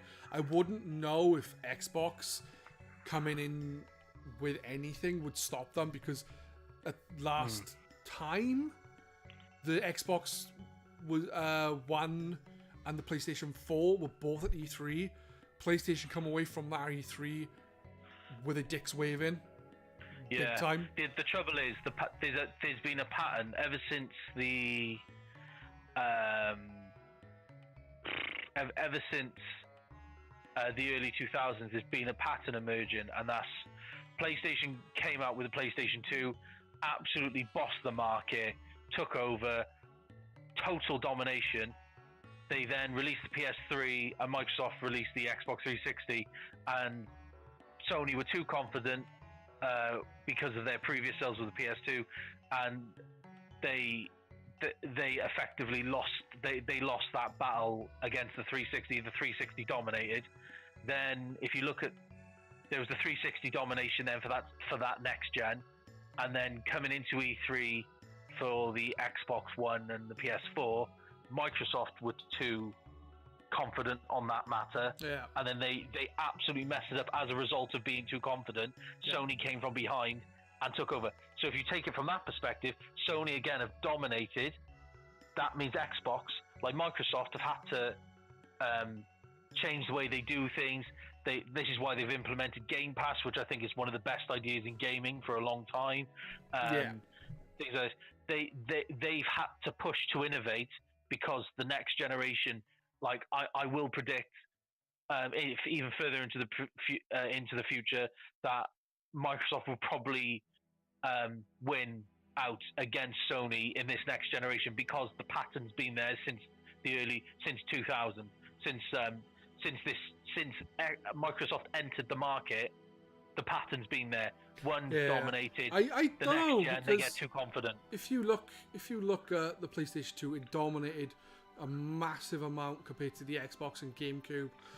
The Xbox was very late to the party, so that would explain that. Yeah.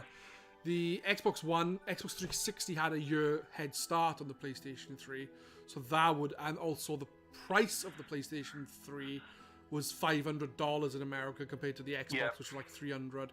And they had trouble developing for games. Yeah, there was the way the PlayStation was designed was not very development friendly. Yeah, but if you look at actual sales figures in the last year or two of that generation, maybe the last year, I think Sony actually took over with the PS3 over the Xbox 360. I think it was They might have. Wii, Lifetime PS3, sales, they Xbox didn't. 360.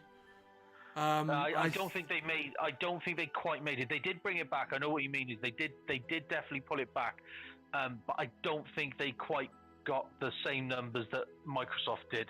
I'm not overall. sure. I don't know personally, but I'm only going Actually, by yeah, what I I've think seen. I Microsoft think was PlayStation terrible, 3 yeah. did Yeah. take over in the end, only because of stuff Nick on the forum posts. He posts sale figures every so often for the consoles, does he? Fair and I'm enough. sure that Yeah. the PlayStation 3 ended up by the end of the generation in the lead.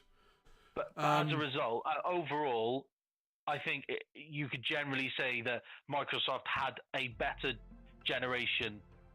I agree. Even though The problem for Microsoft and the reason why the PlayStation probably came back because of the games, whereas Microsoft decided to start closing game studios and bringing in Kinect. So Nintendo. So Microsoft essentially fucked up the last year or two of the console's life because they tried taking on Nintendo. They tried doing a Nintendo. Yeah. That was stupid, and they tried carrying on with it, and then since Phil Spencer have taken over as head of Xbox division or whatever it's called, they have really pulled their fingers out their asses, and honestly, I could see people like, oh, I prefer this platform, I prefer that. I don't really prefer any, and I have no allegiance to any of the manufacturers. I'm happy that there's the three there, because they all innovate in different ways, and they also all have something different to bring to the table. So for me, that's great. So, you know, sorry man, you were saying anyway before I interrupted. That's okay. So I think E3 we're going to see the official announcement of the next Xbox. I think Sony are going to announce their PS5 in... When do they normally do their thing? Is it November? November I think time? it is. Yeah, November time we're going to see that. What are the predictions? I think we're going to see another dominant year for Nintendo with the Switch, fastest selling system of all time. In Japan, they've almost caught up with PS4's lifetime sales. Really? Wow. Switch in Japan, the Switch is on like 5.6 million units sold. In it, and this is obviously into its second year. Well, not even its second year yet. March is technically into its second year. Yeah. PS4 lifetime sales is 6.3 million. So they're literally this year in less like how long has the PS4 been out now?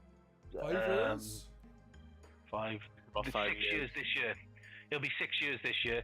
The Switch is going to overtake it in its second year. Put it that way. Or second or third year, whatever you want to call it. Japan. Then again, with Japan, the reason why Switch is probably doing so well is because it's a hybrid handheld. Yeah, they love them. In Japan, they fucking crazy for handheld consoles, going from past experience, knowledge of things. So it's still fucking mega surprising that in that short amount of time that they doing so well. Yeah, and across the world, I mean, the Switch is the fastest selling system of all time. So, again, we're going to see more Switch sales domination, I think. I'm trying to think of any major predictions that I think is going to happen. No, I think that's it. It's a bit boring in terms of predictions. I think some of them are a bit more obvious. I'm still convinced Judgment Day is coming to Animal Crossing, though, so I'm sticking by my guns on that one. So, we're at the end of the year, we can look back on this episode and we can see how many you're right. And I know, of all the predictions I've made, that one's going to be the one that's definitely right. I just know it. So I'm sticking to my guns on that one. Okay, that's fair enough. You're allowed to do that, but I do think you may just be slightly off. Kriken, have you got any predictions for you think is going to happen in the gaming industry? No, the industry itself. Fuck, I'm not even going to start on that because it's a mess. I don't know anything about it. But what do you think is going to happen in the world of gaming? I'm not an expert or anything.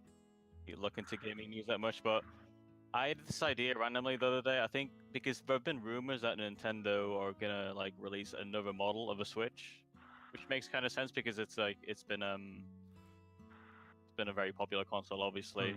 And I feel like it's too early for them to release like an enhanced, like Yeah. more powerful Pro version. Yeah. So They're what I gonna had make a in mind cheaper was, one. they're gonna make a cheaper one that's handheld only, so it's only Yeah. capable enough to do like undocked stuff, but it's gonna be cheaper. So So that's the you draw guys of all that. Yeah.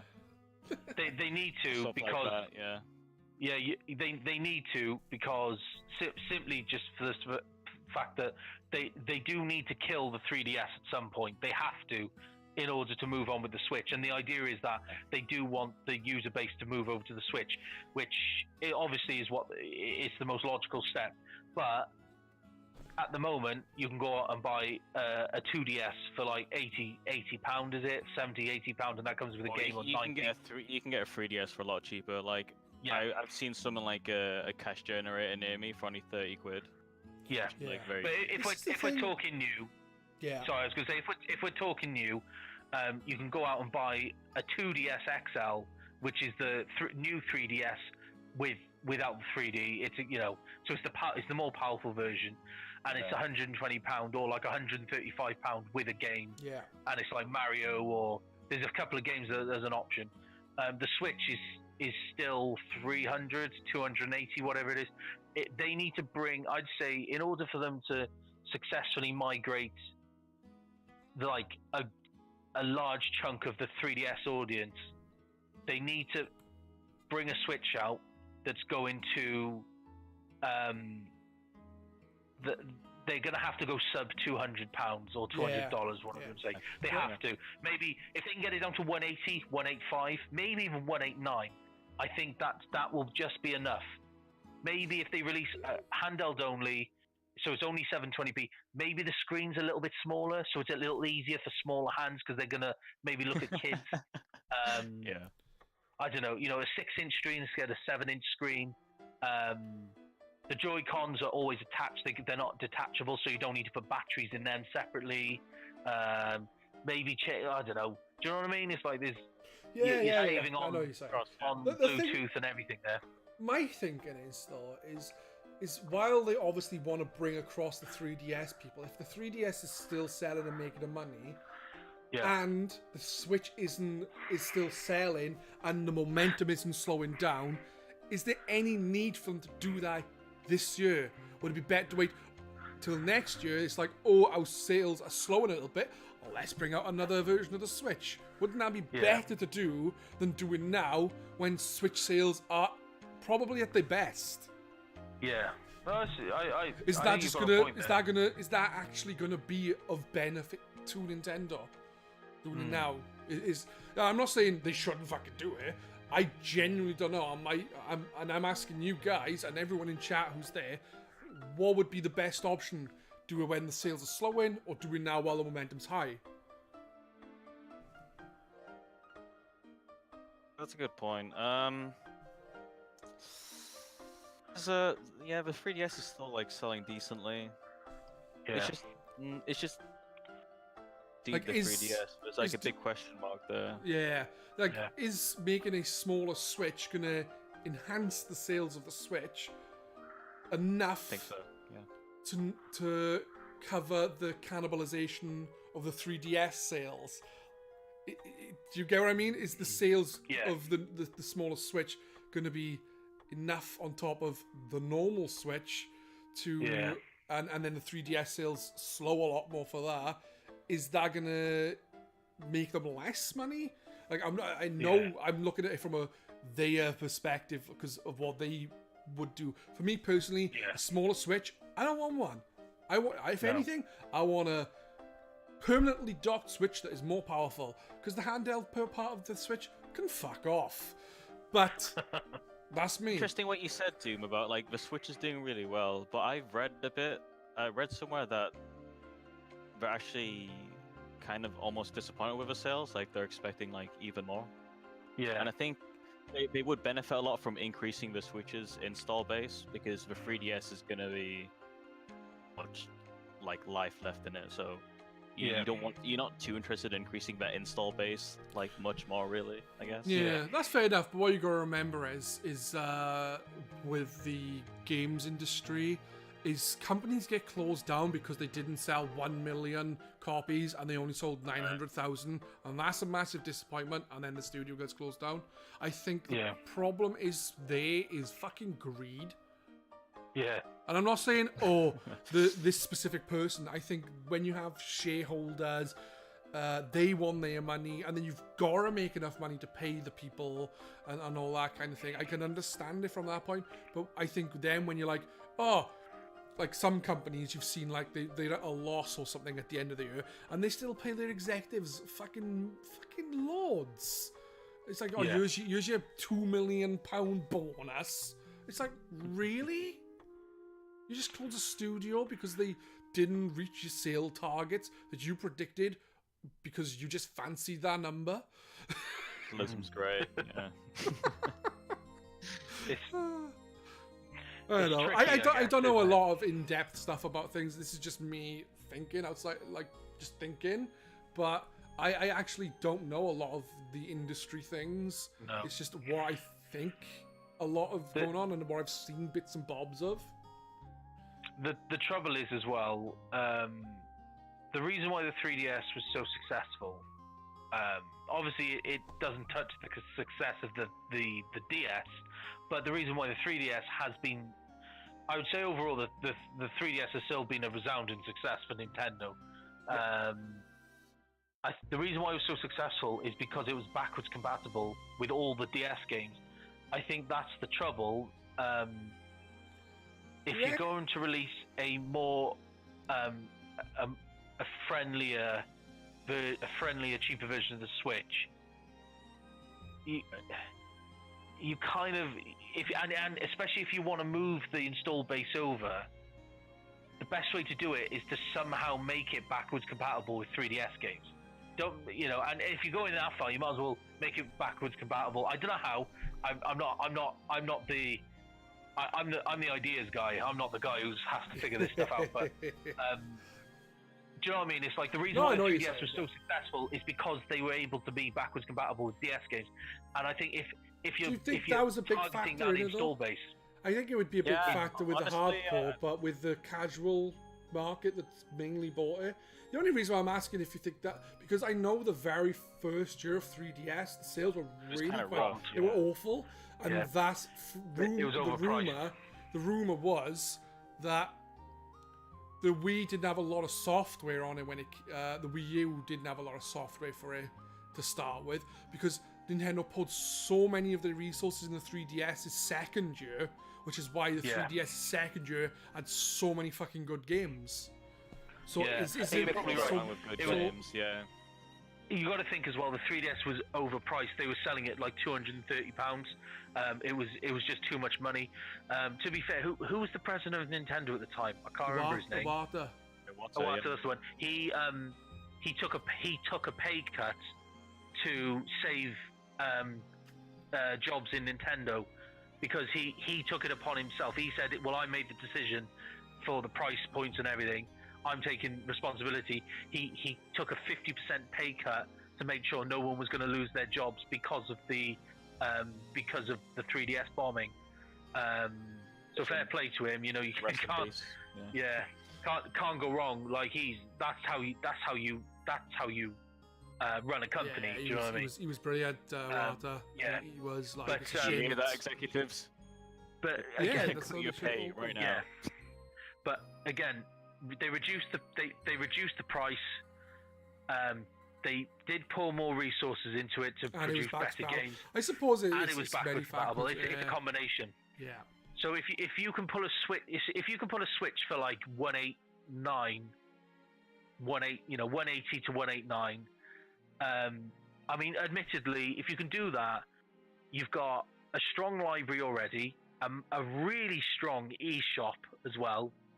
If you look at all the indie games on there, got a really strong eShop. You've got a strong library of games that are out now.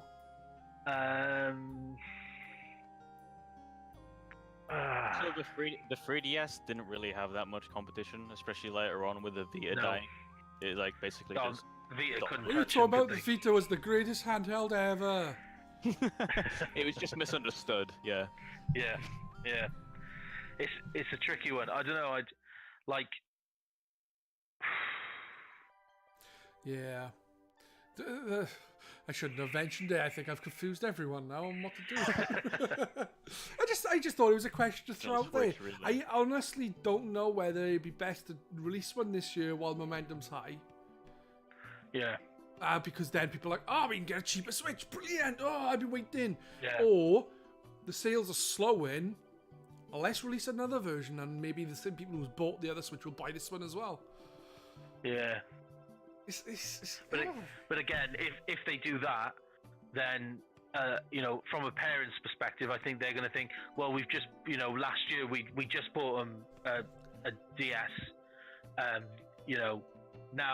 now we can buy a cheap, like, again, that's where the backwards compatible thing comes in, because I think I mean, you're probably in a better position to talk about this, Pedz, but I'd say generally from a parent's perspective, from a parent who might not know anything about the gaming industry or who don't follow it, if you've just bought your kids like a 3DS each one year, and then the next year they're releasing a cheaper Switch, do you know what I mean? Are you likely to go, right, well, now we're going to fork out for Switches, and then we've got to fork out for games for it and stuff like that? Or if they could somehow make it backwards compatible with 3DS games, at least that would encourage those parents and that demographic to go, oh well, we can buy it, they can have the new console, and they can still play all their old games.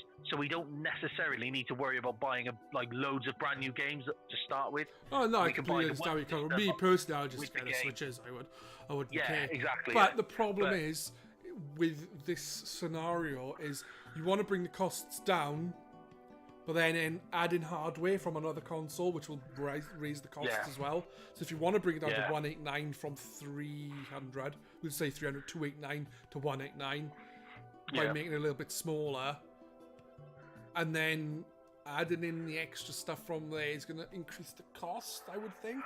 Yeah. So how would you go about it? How would the console even look like? Because it would need to be a dual screen, or would it have two It'd screens? It'd probably be like some kind of emulation where it's just a line there. But then it wouldn't look good. I don't know. I suppose the best thing to do on it is get the NES online membership thing a lot better, where it's got up to GameCube games, and then people can stop nagging for fucking HD remakes of everything as well, and leave me have my new fucking games. Do you want to move on from that prediction onto another prediction? Kriken, have you got any other predictions other than the? I predict that we're gonna get Dante in Smash or Nero. That'd be cool. What about you guys? Do you have any Smash predictions? It might be fun to look back on this Twitchcast in the Smash future. predictions. I reckon they should add Kratos or Lloyd from Symphony of the Night. Symphony of the Night. Oh, when you said Kratos, I imagined the God of War one. No, that's Kratos. Interesting. Yeah, whatever. No, not him. He doesn't have a cool anime sword. We need more anime swordsmen in Smash. Exactly. Just more animes. Just make the next 4 DLC characters Fire Emblem characters. Everyone a sword. Yeah. Honestly, I would like Andy or someone to be in there from Advance Wars. Yeah. It's funny how you knew what I was on about straight away. There aren't many Nintendo characters called Andy, I don't think. And it's not a Nintendo character, is it? I guess so. It's Nintendo just yes, the same people who make Fire Emblem. Yeah. And I know a lot of people would be happy with a new Advance Wars, and I'd love one. Yeah, I'd love one as well. I've never finished one because that's the kind of guy I am. I just never finish games, but I'd love one. But yeah, Smash-wise, what's your Smash prediction? Smash prediction, seriously for me though, I would say another villain from one of Nintendo's franchises, maybe Wart or something. Yeah, cool. Could be cool, yeah, for sure. Villains in the Mario Doom's games, prediction was obviously be Doomerine. Doomerine with the Master Chief Echo Fighter. Yeah, let's see it. Doomerine and uses a spoon.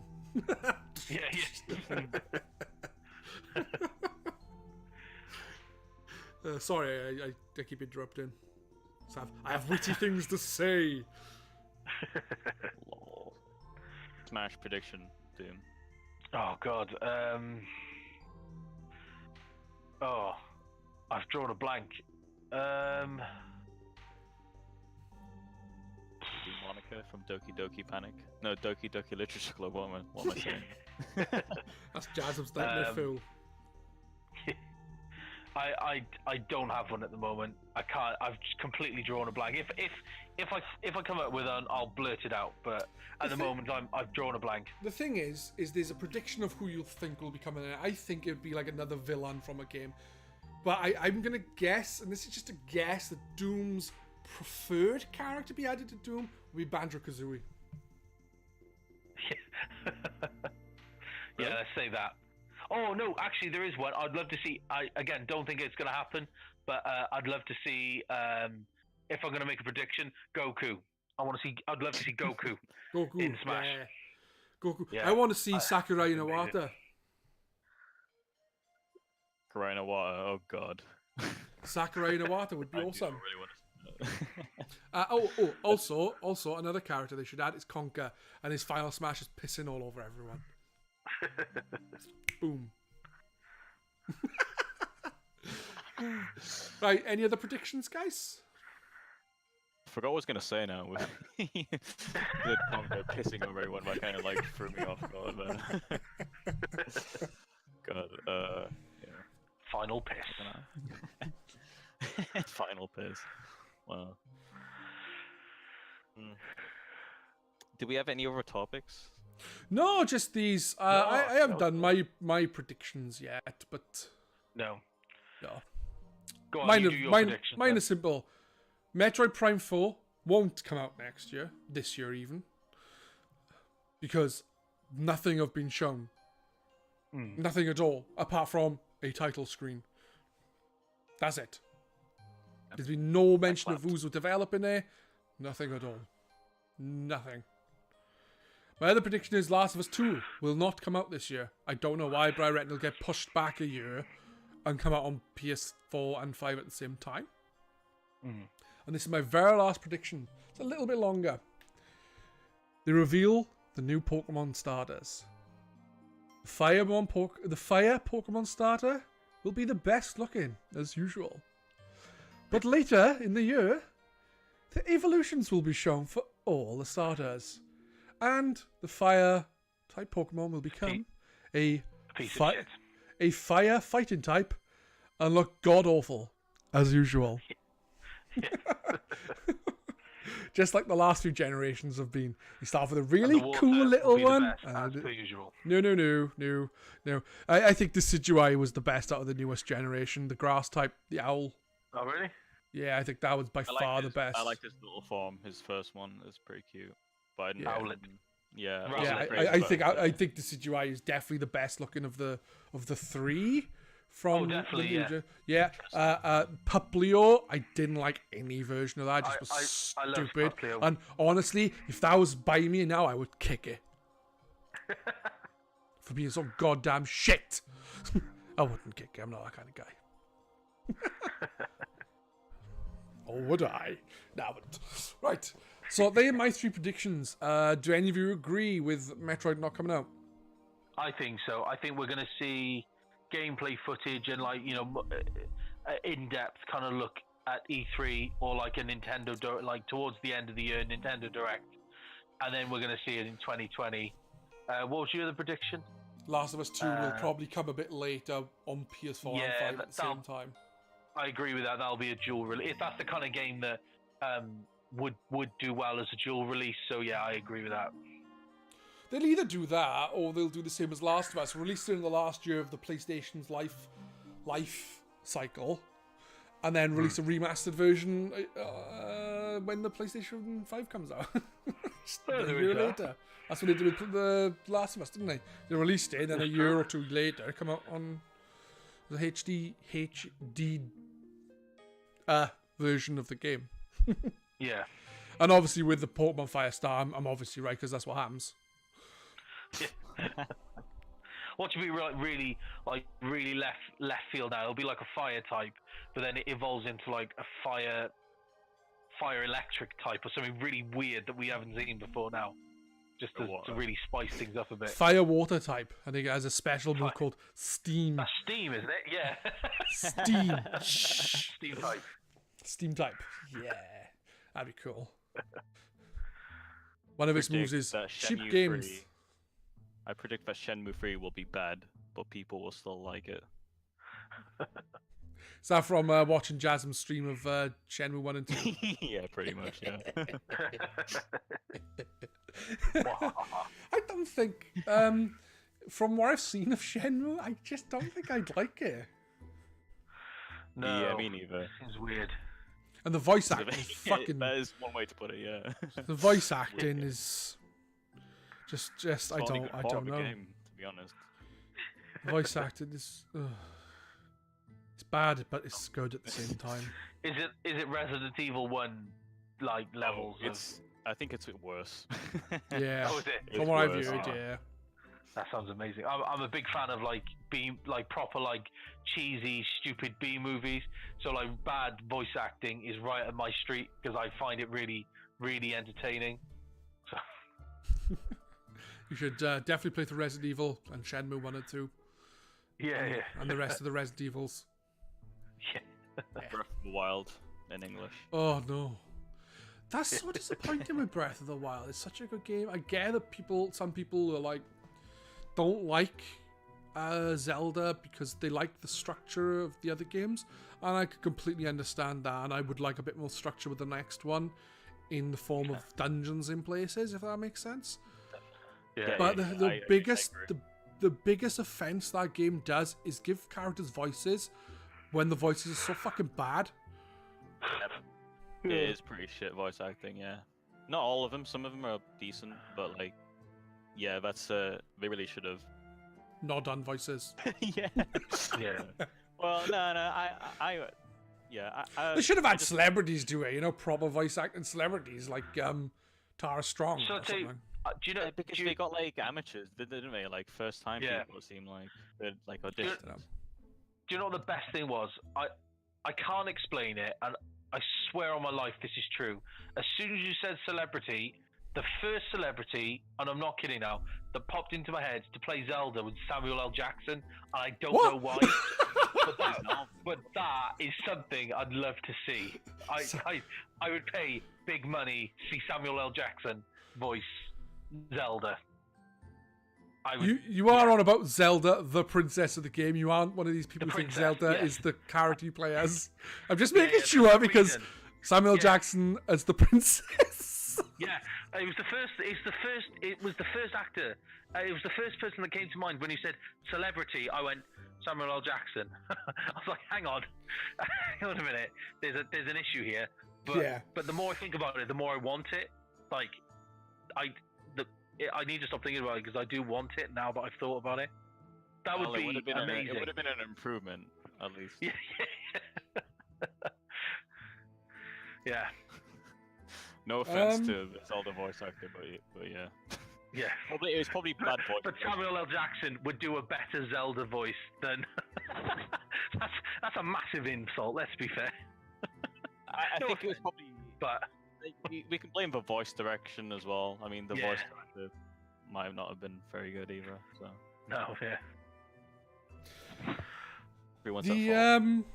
the thing with Zelda is, I don't know if Samuel Jackson could pull her off.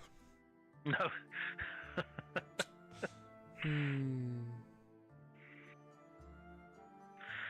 I need to see that now. Thanks a bunch for ruining my life.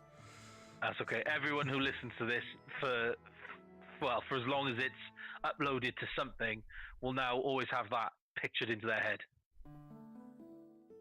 Just mean. Yeah. One thing. Proper Samuel L. Jackson. Go on, sorry. I was just saying because it just popped into my head. There's rumors of another Zelda game in development, and people are wondering is it going to be a Breath of the Wild Majora's Mask-like game? Like, is it going to be the same assets, but fucking warped and really dark and cool like Majora's Mask? I hope so. Oh, Majora's Mask of the Wild. I can tell you one thing for a fact. Samuel L. Jackson is confirmed to play the moon. Zelda. Yeah, the moon, yes.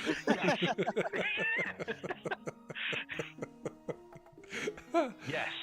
Yes. Just Samuel L. Jackson's face in the sky. As Nick Fury, so he's got his eye patch on and everything. As the day creeps closer to destruction, he's like just saying saying stuff. Yeah. Yeah, just typical Samuel L. Jackson. What's it got? Lines. Just yeah. Oh. See now I want that as well. Honestly, I wouldn't even want Samuel L. Jackson voicing Ganondorf. It would just be too distracting. So that would be the most fitting thing. I think. Yeah, you'd probably just kill me. You're too cool. Just kill me. Yeah. Yeah, you couldn't. Yeah, you can't beat Samuel L. Jackson. So But you yeah. might as well voice Link as well. Just voice them all. Voices Yeah. Voices every character. Yeah. Even the animals. Yeah. You run in past, and you'll just hear a rabbit go, "Is Marcellus Wallace a bitch?" Yeah. It's like, what? Shove it all in it. That is one thing I hope that does come up this year, is a look into the next Zelda, if rumors are to believe that it's going to be a Majora's Mask like Ocarina of Time Majora's Mask style game with Breath of the Wild, because I would really like that, like a twisted version of Hyrule, which is what Termina basically was. Yeah, it was like the alter ego, wasn't it, of The alter ego of Hyrule. Yeah, it was like it was a different dimension and what have you. Like I suppose technically speaking, the alternate ego, or whatever you said it, didn't you?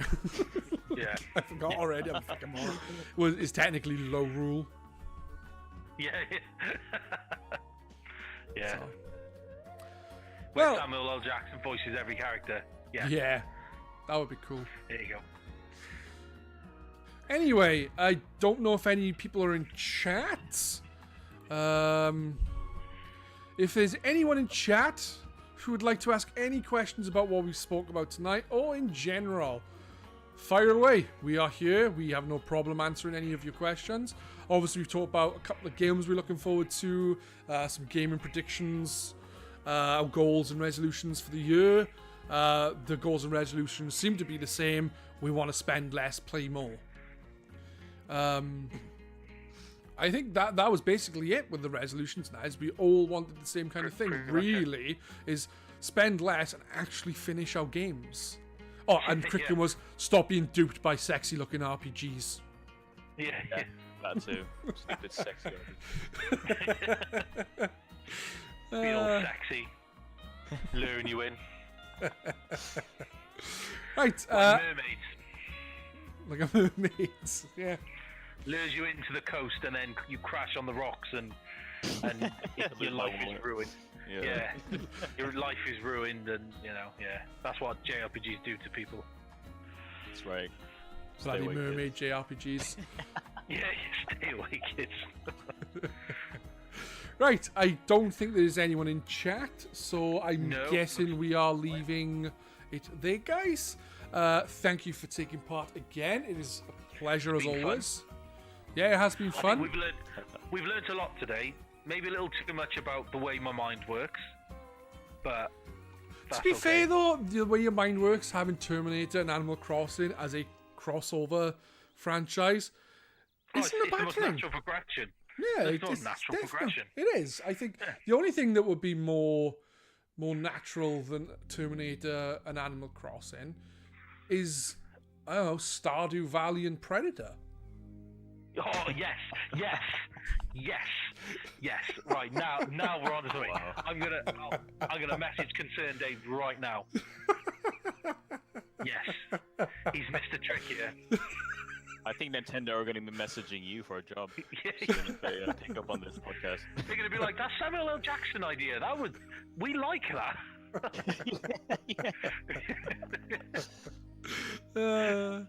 I don't think they're that stupid. Maybe But you never know. There Well, are we'll some soon crazy know, 'cause people in the world. all of a sudden, if we see like one of the Smash characters is Samuel L. Jackson, then you're all gonna shit yourselves. You're all gonna be like, "Holy crap, he's right!" Oh my god! Everything's right. Where's our money? Where's our commission? Oh dear. Right. Anyway, as I was saying before, Yes. Predator and Stardew Valley got brought up by someone. I don't know who. We are ending now. We have had great fun, as always. It's been a laugh. We've had some chat in the actual chat. I think we would have had more chat tonight because people actually said they planned on tuning in. But the problem tonight is Doctor Who is on Twitch. And the guys who are part of the GRcade community who tend to watch a lot of our streams in general all get hard for Doctor Who and his white hair. So... Yeah. that is the reason why they haven't turned up as they were planning on. It would have been nice to have a little bit of like back and forth with some of the games we're looking forward to with the community this week, because it could have been interesting. But we had Jazz in there, and he usually takes part. Well, he has taken part. He held the fort twice, and I think he came up with a couple of questions and information that either helped with the topic of conversation, or generally just brought forward a good question that we tried to answer at our best. I think going forward, I think having a interactive podcast is the best thing about doing the podcast on Twitch compared to the normal GRcade podcast. And I'm hoping that Doom and Kriken feel the same about it. Like, I know Definitely. some, yeah. Oh, that's good to know that. Yeah.